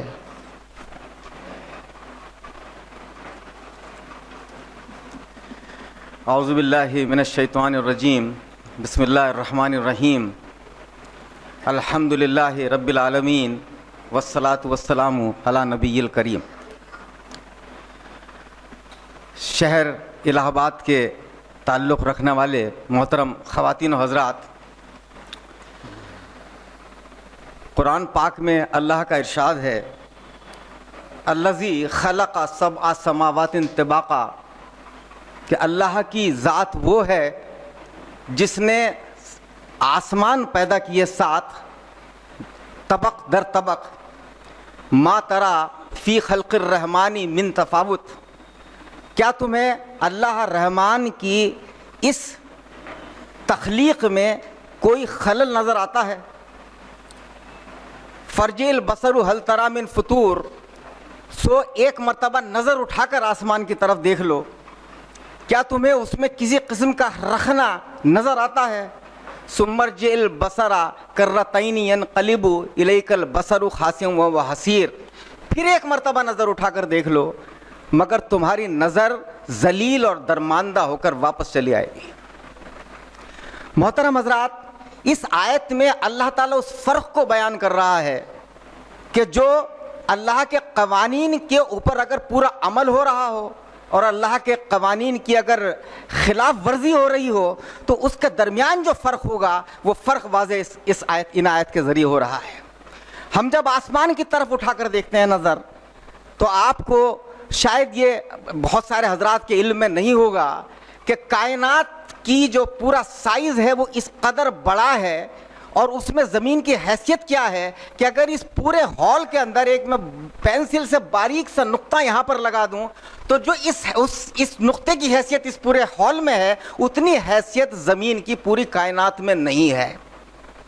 اور کائنات اس قدر وسیع ہے کہ کائنات میں جو لائٹ کی رفتار، سب سے زیادہ رفتار جس کو آج کے سائنسدان جس کا دعویٰ کرتے ہیں، میں اس سے متفق نہیں ہوں، وہ ایک الگ مسئلہ ہے، کبھی اس پر گفتگو ہوگی، لیکن لائٹ کی speed 3 lakh kilometre per second ہے. یعنی ایک سیکنڈ کے اندر 3 لاکھ کلومیٹر لائٹ کی اسپیڈ چلتی ہے، لائٹ چلتی ہے. اور سورج سے زمین تک اس لائٹ کو پہنچنے میں تقریباً 16 منٹ لگتے ہیں. لیکن کائنات کے اندر ایسے حصے موجود ہیں کہ جہاں پر لائٹ ایک جگہ سے دوسری جگہ پر آج تک پہنچی نہیں ہے، اس کے باوجود کہ اس دنیا کو بنے ہوئے تقریباً 15 ارب سال گزر چکے ہیں. اس سے آپ کائنات کی وسعت کا اندازہ لگا لیجئے. اور کائنات کے اندر جو اس کی پاپولیشن ہے، زمین پر تو ہم پاپولیشن انسانوں کی گنتے ہیں، لیکن کائنات کی پاپولیشن اگر ہم سٹارز اور گیلیکسیز اور پلینٹس کے تعلق سے گننے لگیں تو 10 کے آگے اگر آپ 24 صفر لگائیں گے تو اتنی تعداد میں زمین نہیں سورج جیسے سٹارز اس کائنات کے اندر موجود ہیں، اور اس سے کہیں بڑی تعداد زمین جیسے پلینٹس کی موجود ہیں. لیکن اتنی بڑی، اتنی وسیع تر مخلوق اللہ کی، اتنا بڑا ایک کاسموس موجود، اس کے درمیان اتنی بڑی تعداد کے اندر پلینٹس اور گیلیکسیز، لیکن وہ آپس میں ٹکراتے نہیں ہیں، اس میں کسی قسم کی کوئی رخنا نہیں پیدا ہوتا ہے، کوئی پلینٹ دوسرے پلینٹ سے نہیں ٹکراتا، کوئی سیٹلائٹ کسی سٹار سے نہیں ٹکراتا، کوئی ایک دوسرے کے آربٹس کے اندر کوئی داخل نہیں ہوتا، کوئی چیز زمین سے آ کر نہیں ٹکرا جاتی. یہ صرف اس وجہ سے ہے کہ اس پوری کائنات کے اندر مکمل طور پر اللہ کے قوانین کا ایک نفاذ، ایک سسٹم نافذ ہے. قرآن کہہ رہا ہے کہ یسجد للہ ما فی السماوات والارض، کہ زمین اور آسمان کے درمیان جو کچھ ہے اللہ کو سجدہ کر رہے ہیں. یسبح للہ ما فی السماوات والارض، زمین اور آسمان کے درمیان جو کچھ ہے اللہ کی تسبیح کر رہا ہے. تو چونکہ پورے کائنات کے اندر تسبیح جاری ہے اور سجدہ جاری ہے اور الحمد جاری ہے، اس وجہ سے پوری کائنات کے اندر ایک عجیب و غریب قسم کا ایک ہارمونی قائم ہے، ایک نظم و ضبط قائم ہے. ایک ایسا وہاں پر کوئی کسی کی مخالفت نہیں ہو رہی ہے، وہاں پر کوئی کسی کے حقوق کی تلافی نہیں کر رہا ہے. لیکن اس کے برعکس اللہ نے ایک زمین چھوٹا سا نقطہ اس پوری کائنات میں تھا، وہ انسان کے سپرد کر دیا، اور انسان کو اکیلا نہیں چھوڑا بلکہ انسان کی باقاعدہ ہدایت کے لیے بار بار پیغمبر بھیجے، بار بار نبی بھیجے، اور اس کے بعد انسان سے توقع کی کہ انسان اللہ کے بتائے ہوئے قوانین کے مطابق اس زمین کے اوپر حکومت کرے گا. لیکن انسان نے اللہ کی نہیں سنی، اللہ کے رسولوں کی نہیں سنی، اللہ کے ہادیوں کی نہیں سنی، صرف اپنی مرضی کے اوپر عمل کیا. تو اس کا نتیجہ یہ نکلا کہ پوری زمین کے اوپر جو کچھ نظارہ ہے وہ سب آپ کے سامنے ہے کہ ایک دوسرے کی خلاف ورزی ہو رہی ہے، حقوق کی قتل و غارت گری ہے، فساد ہے. جو ملک اپنا آپ کو سب سے زیادہ سویلائز مہذب ہونے کا دعویٰ کرتے ہیں، وہاں پر قتل و غارت گری سب سے زیادہ ہے، وہاں پر خاندانی نظام پوری طرح درہم برہم ہو چکا ہے. تو یہ جو نظام ہے یہ ایک بنیادی ایک نقطہ ہے کہ جس کے اوپر میں آپ کی توجہ لانا چاہتا ہوں کہ کہا جاتا ہے کہ صاحب اسلام مکمل ضابطہ حیات ہے. مجھے اس سے اعتراض ہے. ضابطہ حیات کا تعلق صرف انسان کی اپنی زندگی سے ہے، انڈیویجول سے یا سوشل لائف سے ہے. لیکن انسان کی اپنی زندگی یا انسان کی مجموعی زندگی پر ایکسٹرنل جو افیکٹ ہوتا ہے، جو باہر کے قوانین کا افیکٹ ہوتا ہے، جو باہر کے نظام کا افیکٹ ہوتا ہے، وہ اس ڈیفینیشن کے اصل نظر انداز ہوتا ہے. اس لیے جب اللہ کے دین کی بات ہوتی ہے تو اس دین سے مراد وہ ٹوٹل مکمل کمپریہنسو سسٹم ہے جس کی طرف اللہ نے اشارہ کیا ہے، جس میں انسان ذاتی طور پر بھی اپنے تمام اعمال کرنے کے لیے اس کو ایک پوری گائیڈ لائنس کے تحت وہ کام کرتا ہے، اس کے لیے مجبور ہے. معاشرہ مجموعی اعتبار سے بھی منظور ہے، لیکن اس کے علاوہ جو سسٹم موجود ہے، جو لیگل سسٹم، جو پولیٹیکل سسٹم، جو سوشل سسٹم، جو ہیلتھ سسٹم، جو اکنامک سسٹم، وہ جب تک اللہ تعالیٰ کے تابع نہیں ہوگا تب تک اس دنیا کے اندر جسے ہم دین کہتے ہیں وہ دین نافذ نہیں ہوگا. تو جب ہم سیاست کی بات کرتے ہیں تو سیاست، ایک بات یہ مان لیجئے کہ اسلام ایک مکمل ایک دین ہے، ایک کمپریہنسو سسٹم ہے. ہم کسی ایک چیز کو دوسری چیز سے الگ ہو کر نہیں دیکھ سکتے. اس لیے جب ہم ہندوستان کے مسلمانوں کے تناظر میں بات کرتے ہیں، چونکہ انیس صاحب نے بڑی تفصیل کے ساتھ میں اسلام کے جو تقاضے ہیں اور جو امت کے تقاضے ہیں ان کے اوپر بڑی روشنی ڈالی ہے، میں اس سے ذرا سا آگے نکل کر ہندوستان کے اوپر آنا چاہتا ہوں، ہندوستان کے مسلمانوں کے اوپر، کہ ہندوستان میں مسلمانوں کی 3 حیثیتیں ہیں. افسوس کی بات یہ ہے کہ مسلمان صرف اس میں سے ایک حیثیت کو سمجھتا ہے، اسی حیثیت کے اعتبار سے اپنے تمام فیصلے کرتا ہے، اپنے سیاسی، اپنے اقتصادی، اپنے تمام معاملات کے فیصلے اس اعتبار سے کرتا ہے. 3 حیثیتوں میں پہلی حیثیت مسلمان کی ایک لیگل کانسٹیٹیوشنل مائنورٹی کی ہے. آئینی اعتبار سے مسلمان اس ملک میں ایک مائنورٹی ہیں، وہ کم و بیش 15% ان کی ایک تعداد ہے جو اس ملک کے اندر موجود ہے. ہم ہمیشہ ہماری ساری لڑائی اپنا آپ کو ایک مائنورٹی مان کر ہوتی رہی ہے. ہم ایک مائنورٹی سنڈروم کے اندر ہمیشہ مبتلا رہے ہیں. دوسری حیثیت ہندوستان میں مسلمانوں کی نظریاتی اعتبار سے ideological level per second largest majority کی ہے، کہ اس ملک میں سب سے بڑی میجورٹی آئیڈیالوجیکل اعتبار سے ہندوؤں کی ہے تو دوسری مسلمانوں کی ہیں. باقی سکھ اور جین اور بدھ ان کی تعداد بہت کم ہے. تو ہم ایک سیکنڈ بگیسٹ آئیڈیالوجیکل میجورٹی کے اعتبار سے ہمارا جو رول اس ملک کے اندر ہونا چاہیے تھا وہ رول ہم نے ادا نہیں کیا. اگر ہم سیکنڈ لارجسٹ میجورٹی تھے تو اس ملک کی پالیسیوں کے اوپر، اس ملک کے تمام اس کی پورے آئیڈیالوجیکل انکلینیشن کے اوپر ایک ہمارا اثر ہونا چاہیے تھا. وہ اثر ہمیں آج تک دکھائی نہیں دیا. ایک تیسری حیثیت ہے مسلمانوں کی، کہ وہ تیسری حیثیت یہ ہے کہ مسلمان اس ملک کی اس اکثریت کا حصہ ہے جو اکثریت مظلوم ہے، جو اکثریت محروم ہے، جو اکثریت غریب ہے. ہم نے اپنا آپ کو اس اکثریت سے بھی اپنا آپ کو جوڑ کر نہیں دیکھا. تو چنانچہ جب ہم اپنا آپ کو محدود ایک پیرائی کے اندر دیکھیں گے تو ہمیں کامیابی مل نہیں سکتی. جب ہم باقی ایک ایسے ملک میں جہاں پر ہم پاپولیشن کے اعتبار سے صرف 15% ہیں تو ہم یہ امید نہیں کر سکتے کہ ہم 15% غالب آ جائیں گے باقی ساری قوم. ہمیں ساتھ مل کر چلنا ہوگا, اور ساتھ مل کر چلنے کے لیے ضروری ہے کہ ہم اس ملک کے تمام جو اس کے نیشنل ایشوز ہیں ان کو پہچانیں. ہم ان ایشوز کو پہچانتے نہیں. آج ہم کو معلوم نہیں ہے کہ اس دنیا کے اندر لوگ کہتے ہیں بڑی بڑے خام خیالی میں مبتلا ہیں. لوگ یہ سمجھتے ہیں کہ یہ دور ایک سائنس کا دور ہے. عام بات کہی جاتی ہے کہ سائنس کا دور ہے. یہ سائنس کا دور نہیں ہے, یہ ریلیجن کا دور نہیں ہے, یہ ایتھکس کا دور نہیں ہے, اخلاقیات کا دور نہیں ہے. یہ دور اگر ہے تو صرف اور صرف اکنامکس کا, اقتصادیات کا دور ہے. یہاں پر صرف اکنامکس کی بنیاد پر پوری دنیا کے اندر فیصلے ہوتے ہیں. جو چیز کارپوریٹ ورلڈ کو, بڑی بڑی انڈسٹریز کو, فورسز آف اکنامکس کو اچھی لگتی ہے اس کو بڑھاوا دے دیا جاتا ہے. جو چیز ان کو پسند نہیں آتی اس کو دبا دیا جاتا ہے. اور یہ بنیادی اسلام اور جو موجودہ نیو ورلڈ آرڈر کے درمیان جو بنیادی فرق ہے, یہ فرق ہے کہ اسلام میں اخلاقیات کو, اسلام میں اس انسان کی زندگی کو, انسان کی صحت کو, انسان کی بقا کو ترجیح دی جاتی ہے, اور باقی تمام چاہے اقتصادی نظام ہو چاہے سیاسی نظام ہو اس کے تابع ہوتا ہے. لیکن جو موجودہ نظام ہے اس کے اندر چند لوگوں کے اقتصادی مفادات کو ترجیح دی جاتی ہے, جس کا نتیجہ ساری دنیا کو دیکھنے کو مل رہا ہے, اور ہندوستان کو بھی مختلف شکلوں کے اندر کو دیکھنے کو مل رہا ہے. ہمیں جب تک مسائل کا پتہ نہیں ہوگا, ایشوز کا پتہ نہیں ہوگا, ہماری سیاست کامیاب نہیں ہو سکتی.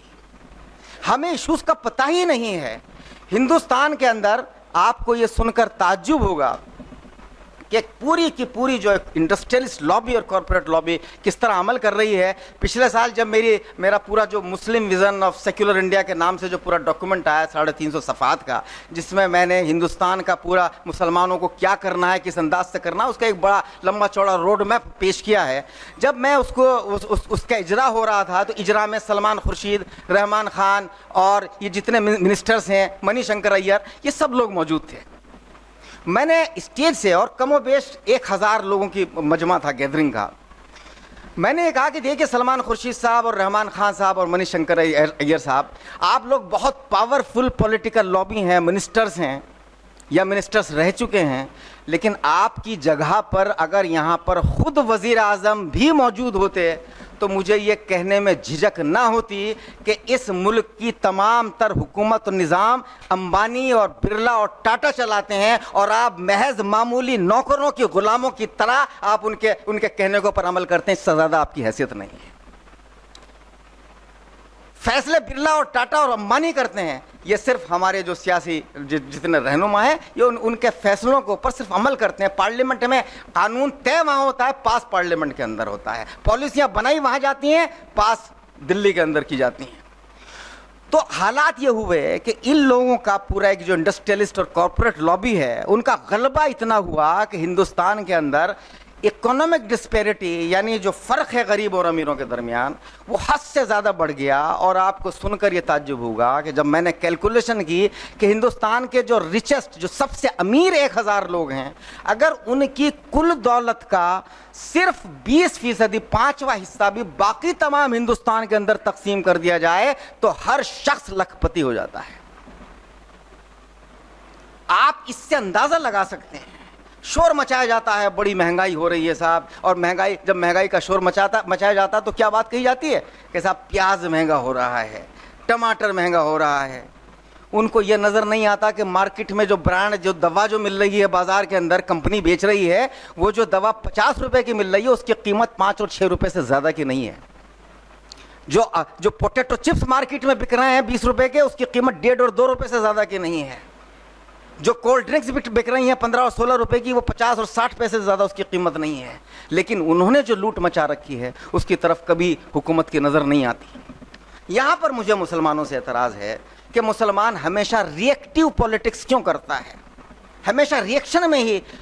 कोई मसला कोई दूसरी तरफ से उठाया जाता है, हम फ़ौरन खड़े हो जाते हैं, लीजिए साहब बाबरी मस्जिद पर अटैक कर दिया, लीजिए साहब लव जिहाद का नारा लगा दिया, लीजिए साहब जो है कहीं किसी साक्षी महाराज ने ये बात कह दी, हम फ़ौरन रिएक्शन में हम जल्द से जुलूस निकालने के लिए तैयार हो जाते हैं, आमादे हो जाते हैं। हमारी सियासत प्रोएक्टिव क्यों नहीं है? हम दूसरों के पैदा किए हुए इश्यूज़ पर अपना रद्द-ए-अमल क्यों करते हैं? हम खुद अपने इश्यूज़ पैदा करने के लायक क्यों नहीं हैं, जबकि इश्यूज़ हमारे सामने आंखें फाड़ फाड़ कर हमें देख रहे हैं, हमारे इस्लामी तशख़्ख़ुस को, हमारे इस्लामी नज़रियात को वो ललकार रहे हैं। आज पूरे मुल्क में चारों तरफ शराब बिक रही है, चारों तरफ ड्रग्स बिक रही हैं, नंगापन का नाच हो रहा है, फहाशी बेइंतहा बढ़ चुकी है, क्राइम बेइंतहा हो रहे हैं। क्या ये चीज़ इस्लामी निज़ाम को काबिल कबूल है?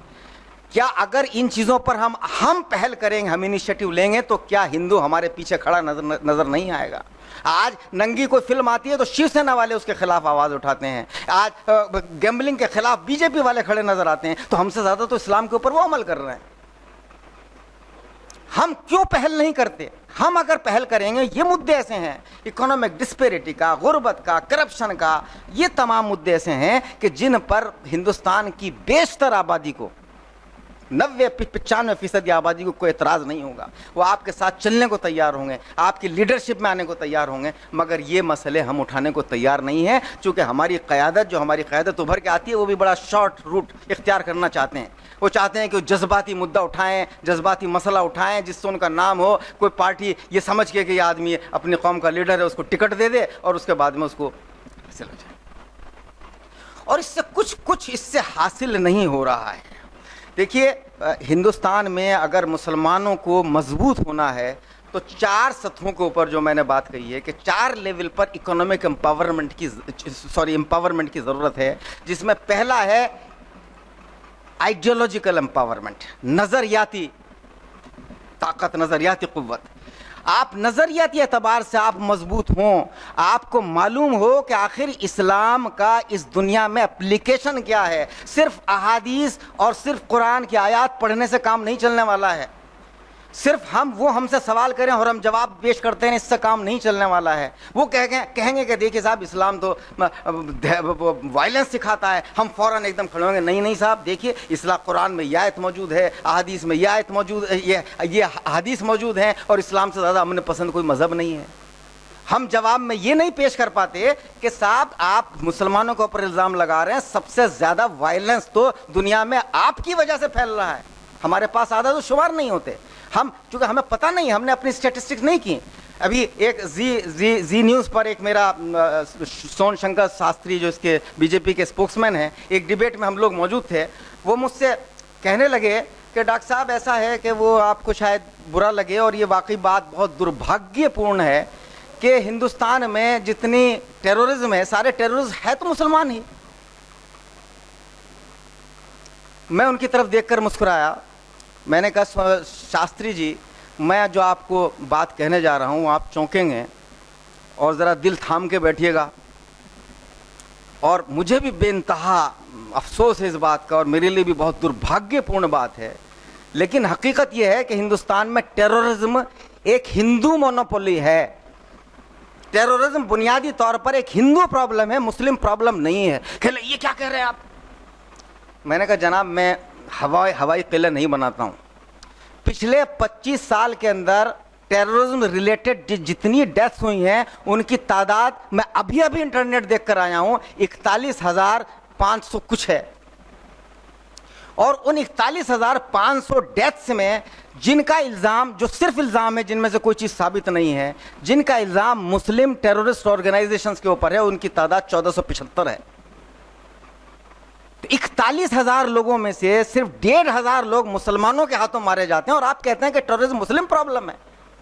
कि हिंदुस्तान के अंदर उल्फा कौन है, नक्सलाइट कौन है? नक्सलाइट ने 22,000 लोगों को मार डाला, उल्फा ने 19,000 लोगों को मार डाला, सिखों के हाथों 3,000 लोग मारे गए, माओवादियों ने कितने लोगों को मार डाला, बोडोज ने कितने लोगों को मार डाला, उनकी तादाद गिनी है। मैंने कहा ये पूरी की पूरी तरह, चूंकि मीडिया ने एक लड़ाई लड़ रखी है, और मीडिया ने एक आपको दिन रात, आप बीजेपी वाले सुबह से शाम तक कसाब का नाम गिनवाएंगे, किसी भटकल का नाम गिनवाएंगे, 2-3 नाम आपने रट लिए हैं मुसलमानों के, जो नाम आपके जहन में वो गिनवाते चले जाएंगे। पिछले 10 سال میں جو اس وقت بھی جو فہرست 110 لوگوں کی جن کو پھانسی کی سزا کا اعلان ہوا ہے، ان میں سے صرف 6 مسلمان ہیں، باقی کون ہیں؟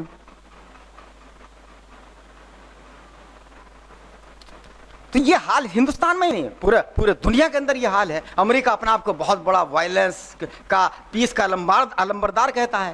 القاعدہ کے اوپر جتنے ٹوٹل الزامات ہیں ان کی کل تعداد مرنے والوں کی 5,500 ہے، جن میں وہ 3,000 لوگ بھی شامل ہیں جو نیو یارک میں حملے کے دوران مرے۔ امریکہ نے پچھلے 15 سال کے اندر 20 لاکھ مسلمانوں کو مار ڈالا۔ آپ اپنا آپ کو پیس کا لمبردار کہہ رہے ہیں، اور ہم صرف ہم سے کہتے ہیں ٹیررسٹ، ہم فوراً ایک دم منہ نیچا کر کے آنکھیں شرما کر کہنے لگتے ہیں نہیں صاحب وہ چند لوگ ہیں، بگڑ گئے ہیں، ذرا سا یہ ہو گیا ہے، اور ایسے اس کا اس سے ہم سے کوئی تعلق نہیں ہے۔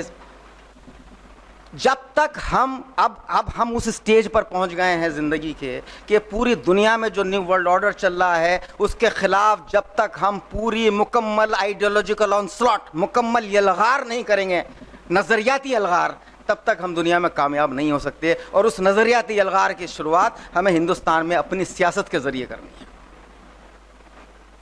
تو ہمارے سیاسی تقاضے، دوسری حیثیت ہندوستان میں، دوسری جو میں امپاورمنٹ کی بات کر رہا ہوں، وہ دوسرا امپاورمنٹ، پولیٹیکل امپاورمنٹ ضروری ہے کہ جب تک ہمارے ہاتھ میں سیاسی اقتدار نہیں ہوگا ہم اپنی باتوں کو آگے نہیں لے جا سکتے۔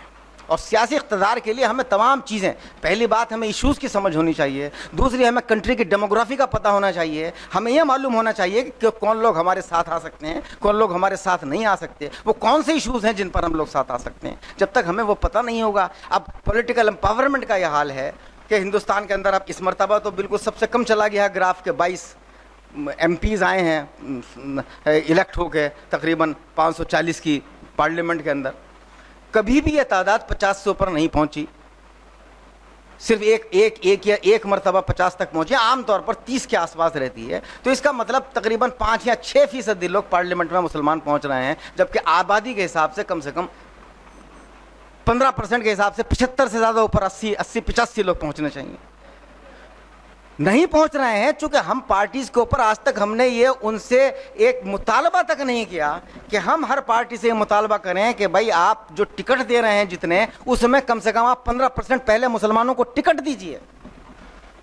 جب آپ 15% ٹکٹ ہی آپ 2% دے رہے ہیں تو ان میں سے جیت کر کتنے آئیں گے؟ آپ پہلی چیز یہ انشور کیجئے کہ مسلمانوں کو 15% ٹکٹ دیں گے۔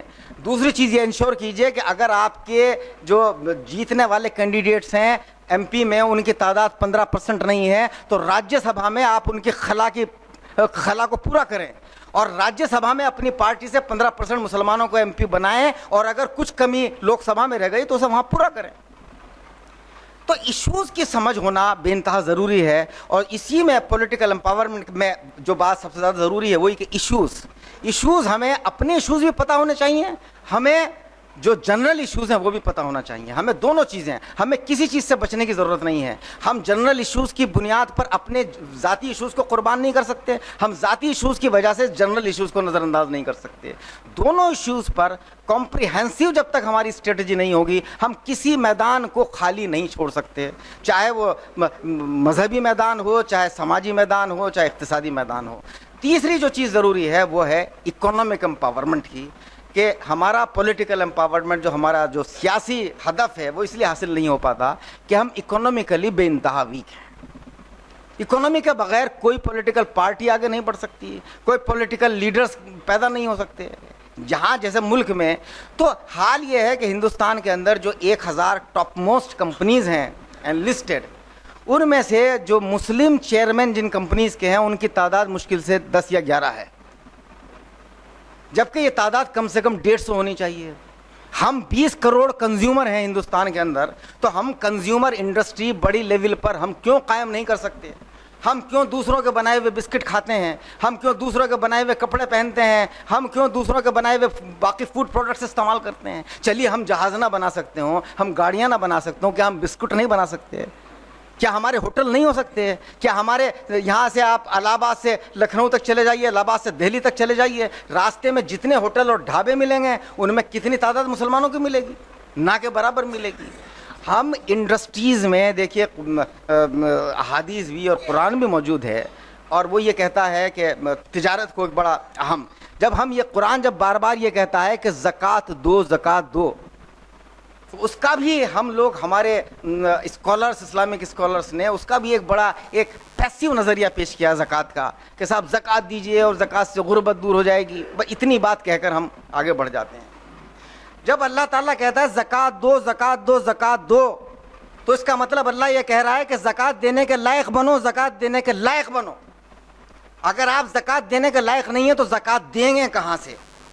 آج حالات یہ ہیں کہ زکوٰۃ لینے والوں کی تعداد بہت بڑی ہے اور زکوٰۃ دینے والوں کی تعداد ہے ہی نہیں۔ جو چند بیچارے امیر ہو جاتے ہیں پیدا، ان کے گھر پر صبح سے شام تک ایک قطار لگی رہتی ہے چندے مانگنے والوں کی اور مختلف مانگنے والوں کی، اور جس کو 1000 روپے ملتا ہے وہ باہر یہ کہتا آتا ہے کہ امید تو یہ تھی کہ 10,000 ملیں گے، ملا 1000۔ وہ اکیلا بیچارہ شہر کے اندر 3-4 امیر ہو گئے، ان کی ایک مصیبت آئی رہتی۔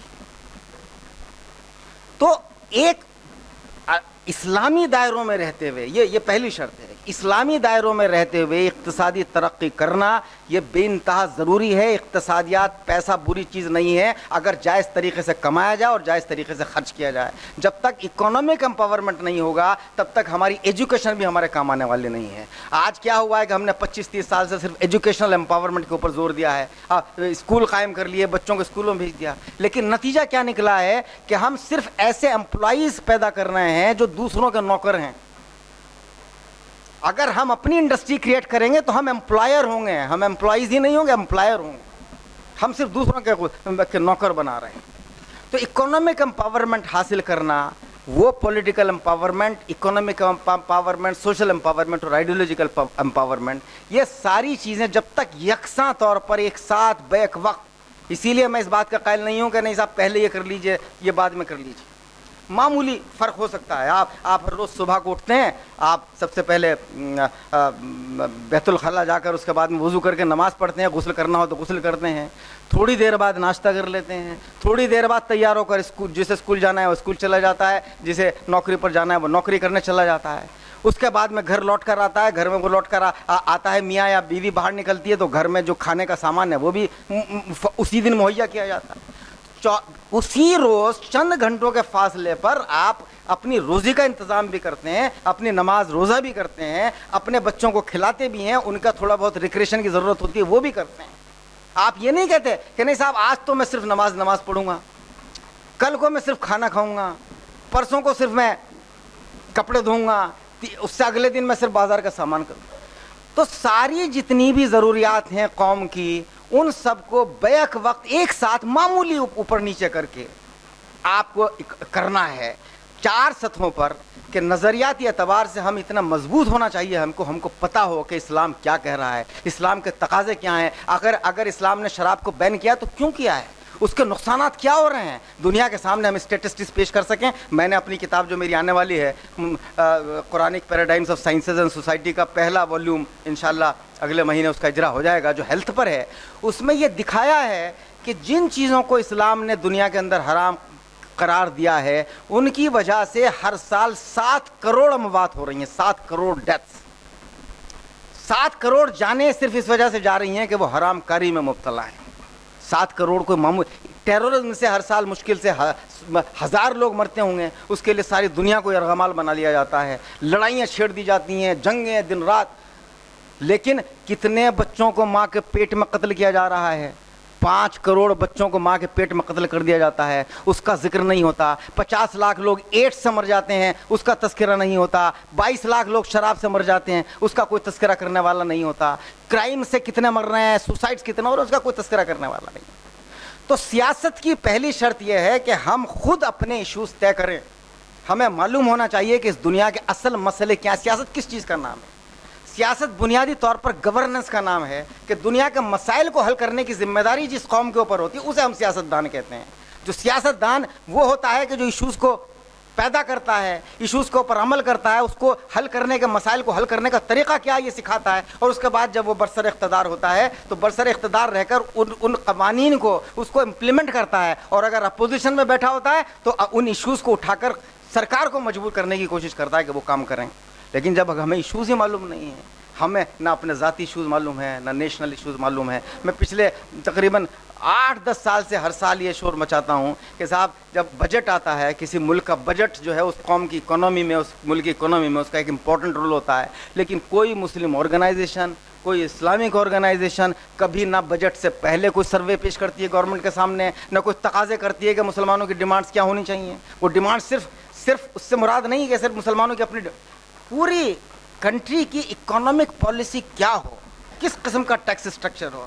دیکھیے اسلام نے، جب اسلام زکوٰۃ کی بات کرتا ہے، جب اسلام عشر کی بات کرتا ہے، تو یہ ساری چیزیں صرف یہ اس مقصد سے نہیں ہے. اصل میں ہم لوگ ابھی اس چیز کو اتنی تفصیل سے ہم نے پڑھائی سمجھائی نہیں ہے. جب اسلام زکوٰۃ کی بات کرتا ہے تو گویا یہ کہتا ہے کہ ملک کی جو پوری کسی کنٹری کی یا ورلڈ کی جو ٹیکسیشن پالیسی ہے وہ انکم پر بیس نہیں ہونی چاہیے بلکہ اسٹس پر بیسڈ ہونی چاہیے. آپ سال میں 1 کروڑ روپیہ کمائیے، 1 کروڑ کا 1 کروڑ خرچ کر دیجیے، آپ کو کوئی زکوٰۃ آپ کے اوپر لاگو نہیں ہوتی. لیکن آپ نے اگر بچایا ہے تو اس کو بچانے کے اوپر جو آپ نے ویلتھ کریٹ کی ہے اس کے اوپر آپ کو زکوٰۃ دینی پڑے گی.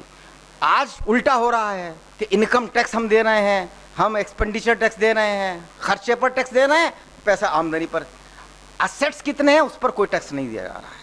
تو نتیجہ یہ ہے کہ ہندوستان کے اندر جو پوری ٹیکسیشن کا جو سسٹم ہے اس میں مشکل سے 12% ٹیکس وہ لوگ پے کر رہے ہیں جو کنٹری کی 90% دولت پر قابض ہے. باقی سارا ٹیکس بیچارے غریب عوام پیش کر رہے ہیں. اور وہ جو چند لوگ ہیں، وہ امبانی اور برلا، وہ یہ کہتے گھومتے ہیں کہ ارے ملک کو حکومت تو ہم چلا رہے ہیں، ہمارے پیسے سے حکومت چلتی ہے.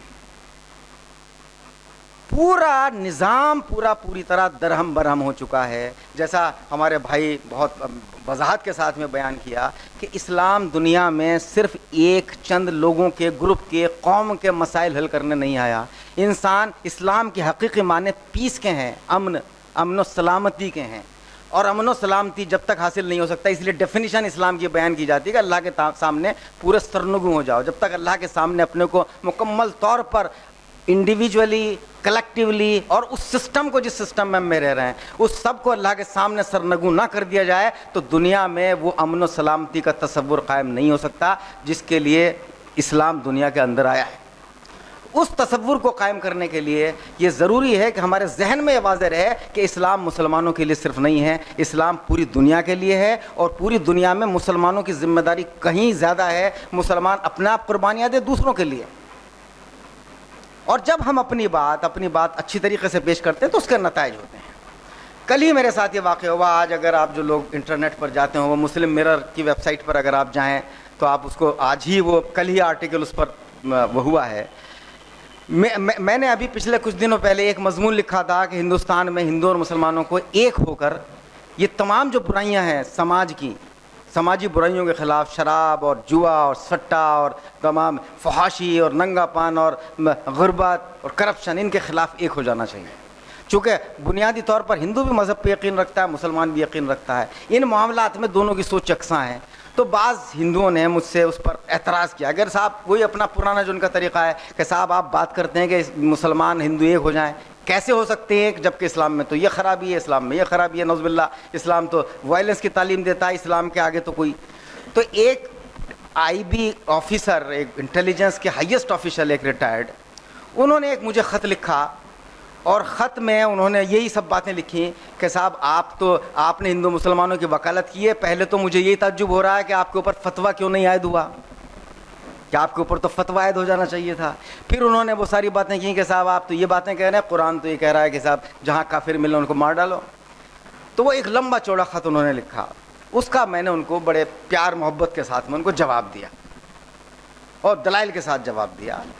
اور اس کا نتیجہ یہ نکلا کہ آپ کو خوشی ہوگی کہ انہوں نے بیچاروں نے مجھ کو جواب میں لکھا کہ صاحب میں آپ سے معذرت چاہتا ہوں کہ میں نے ایسا سوچا، میری آپ سے پہلے ملاقات کیوں نہیں، میری آنکھیں کھل گئی ہیں اور آپ نے پوری طرح مجھے مکمل طور پر آئی فیل اسٹمپڈ، ٹوٹلی اسٹمپڈ.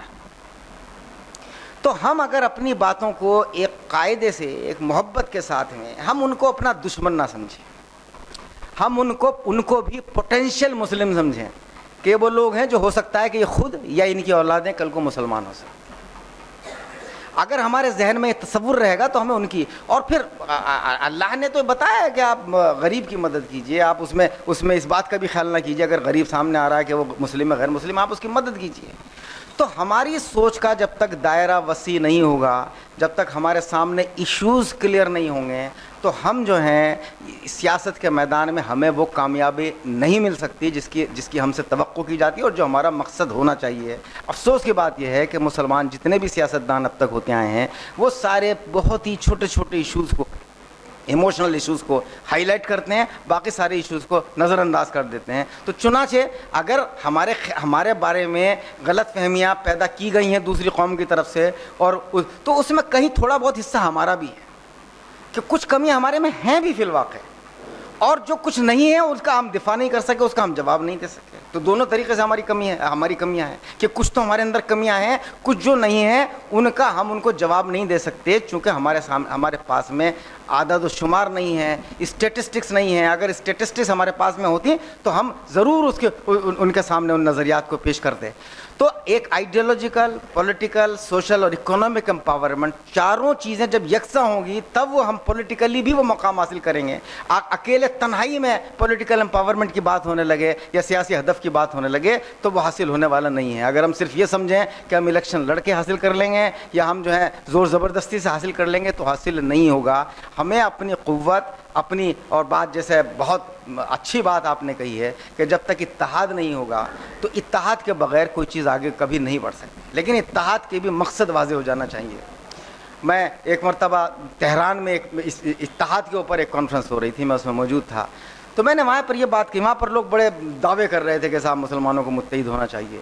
تو میں نے ان سے یہ عرض کیا کہ میں اتحاد کا بلا شبہ میں قائل ہوں، لیکن اتحاد کس مقصد کے لیے؟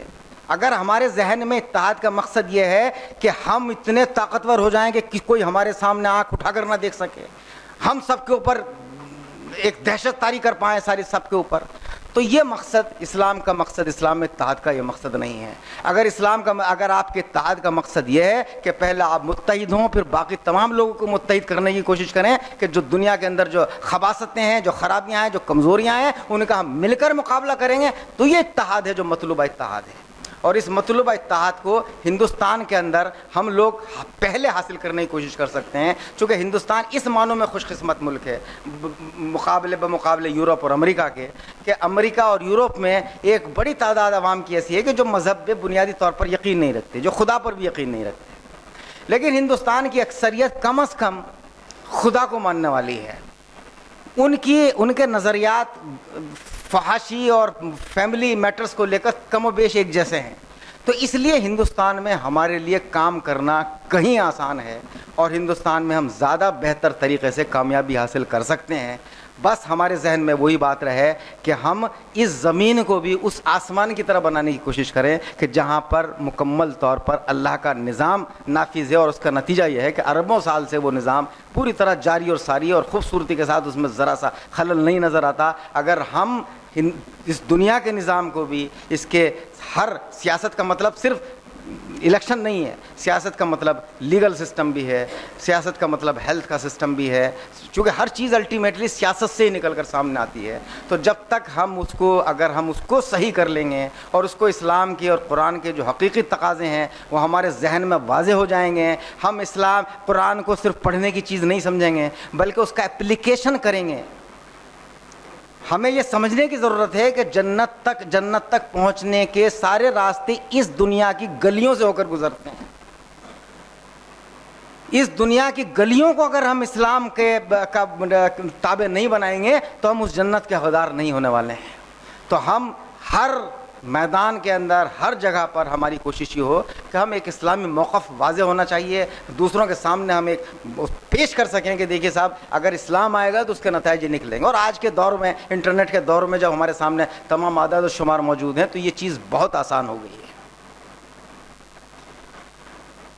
جب میری کتاب Muslims most civilised yet not enough آئی اور اس سے پہلے میں نے اس کو انٹرنیٹ پر پیش کرنا شروع کیا، تو چونکہ میرے مقالات پوری دنیا میں جاتے ہیں اور زیادہ بلکہ مغربی ممالک میں زیادہ جاتے ہیں، تو وہاں پر شروع میں بڑا اختلاف ہوا کہ صاحب یہ کون نیا آدمی پیدا ہو گیا جو یہ کہہ رہا ہے کہ مسلمان دنیا کی مہذب ترین قوم ہے۔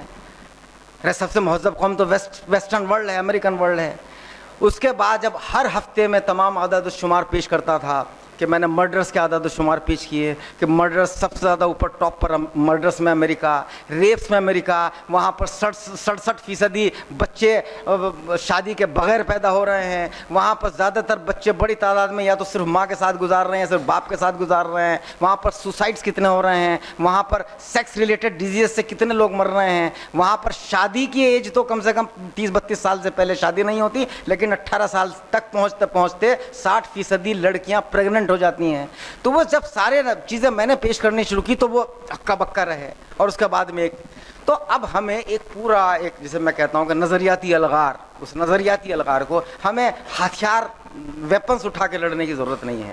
ہمارے پاس میں آئیڈیالوجی کا ویپن، نظریات کا ویپن، اسلام کا ویپن اتنا بڑا ہے، جو قرآن جس کو جہاد بالقرآن کہہ رہا ہے کہ قرآن کی مدد سے جہاد، اس کا مطلب یہی ہے کہ قرآن نے جو ہمیں فکر دی ہے، قرآن نے جو ہمیں سوچ دی ہے، اس سوچ کے اعتبار سے ہم ایک نظریاتی ایک جدوجہد کریں، ایک جہاد کریں، تو اس میں ہمیں بے انتہا کامیابی ملنے والی ہے۔ ہم ایک دوسرے کے ساتھ تعاون کرنا سیکھیں، ایک قیادت کس طرح ابھرتی ہے وہ فن سیکھیں، اپنے قائدین کی کو ماننے کا طریقہ سیکھیں، اور اس میں ہمارے سامنے قرآن ہے، حدیث ہے، رسول اللہ صلی اللہ علیہ وسلم کی مثال موجود ہے، اس سے بہتر کوئی مثال نہیں ہو سکتی۔ اگر ہم ایسا کریں گے تو انشاءاللہ کوئی وجہ نہیں کہ ہم یہ مان کر چلیے کہ اس وقت کوئی اگر اس میں مبتلا کرتا ہے انفیریٹی کمپلیکس میں۔ ایک بڑی مسئلہ یہ ہوا ہے کہ ہمارے اسکالرس ایک مدت سے بڑے معذرت خانہ انداز میں بات کرتے ہیں، اپولوجیٹک ہو گئے اور ڈیفینسو ہو گئے ہیں، صرف ہم دفاع کرتے ہیں۔ کاؤنٹر اٹیک بھی ایک بہترین دفاع ہے، سب سے بہترین دفاعی کاؤنٹر اٹیک ہے، تو ہم وہ کاؤنٹر اٹیک بھی نظریاتی اعتبار پہ، حقائق کے اعتبار سے ہم کرنا سیکھیں، اور اس کے بعد میں کوئی وجہ نہیں ہے۔ اب پوری دنیا میں جو مسلمان یہ غلط تاثر دیا جاتا ہے کہ مسلمان پٹ رہا ہے، مسلمان پٹ نہیں رہا ہے۔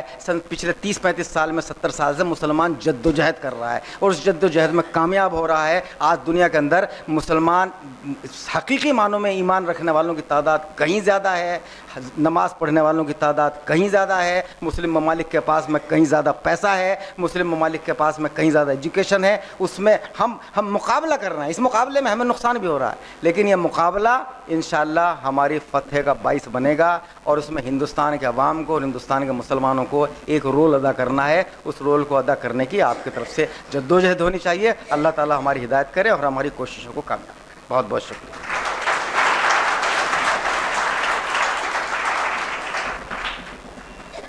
محترم سامعین، سب سے پہلے میں بتا دوں کہ یہ ہمارے 6 روز کے اجلاس میں آج کا جو ہے، آج 5واں دن ہے، کل انشاءاللہ آخری دن ہوگا، اور آخری دن کے پہلے سیشن کا پروگرام آزادی خواتین عہد رسالت میں موضوع پر مقررہ ہوں گے محترمہ فارحہ بنت حکیم اللہ، محترمہ صوبیہ شیخ، اور لاسٹ سیشن میں توحید کے فوائد و شرک کے نقصانات کے موضوع پر جناب سید عبداللہ طارق صاحب ہوں گے، اور ہمارے تقوی اسلامی اسکول کے مدرس حافظ و قاری مولانا عثمان صاحب ہوں گے۔ تو آج ہم اپنے مہمانوں کے اعزاز میں جو میمنٹو پیش کرتے ہیں، تو ڈاکٹر انیس احمد صاحب کو میمنٹو پیش کرنے کے لیے جناب فیاض احمد صاحب کو میں مدعو کر رہا ہوں، آپ زحمت کریں اور ڈاکٹر انیس احمد صاحب کو میمنٹو پیش کریں۔ فیاض احمد صاحب۔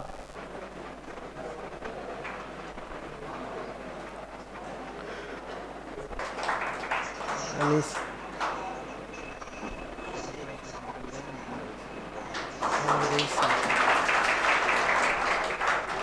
محترم ڈاکٹر جاوید جمیل صاحب کو میمنٹو پیش کرنے کے لیے میں جناب رئیس صاحب سے میں گزارش کرتا ہوں، آپ آئیں اور میمنٹو پیش کریں۔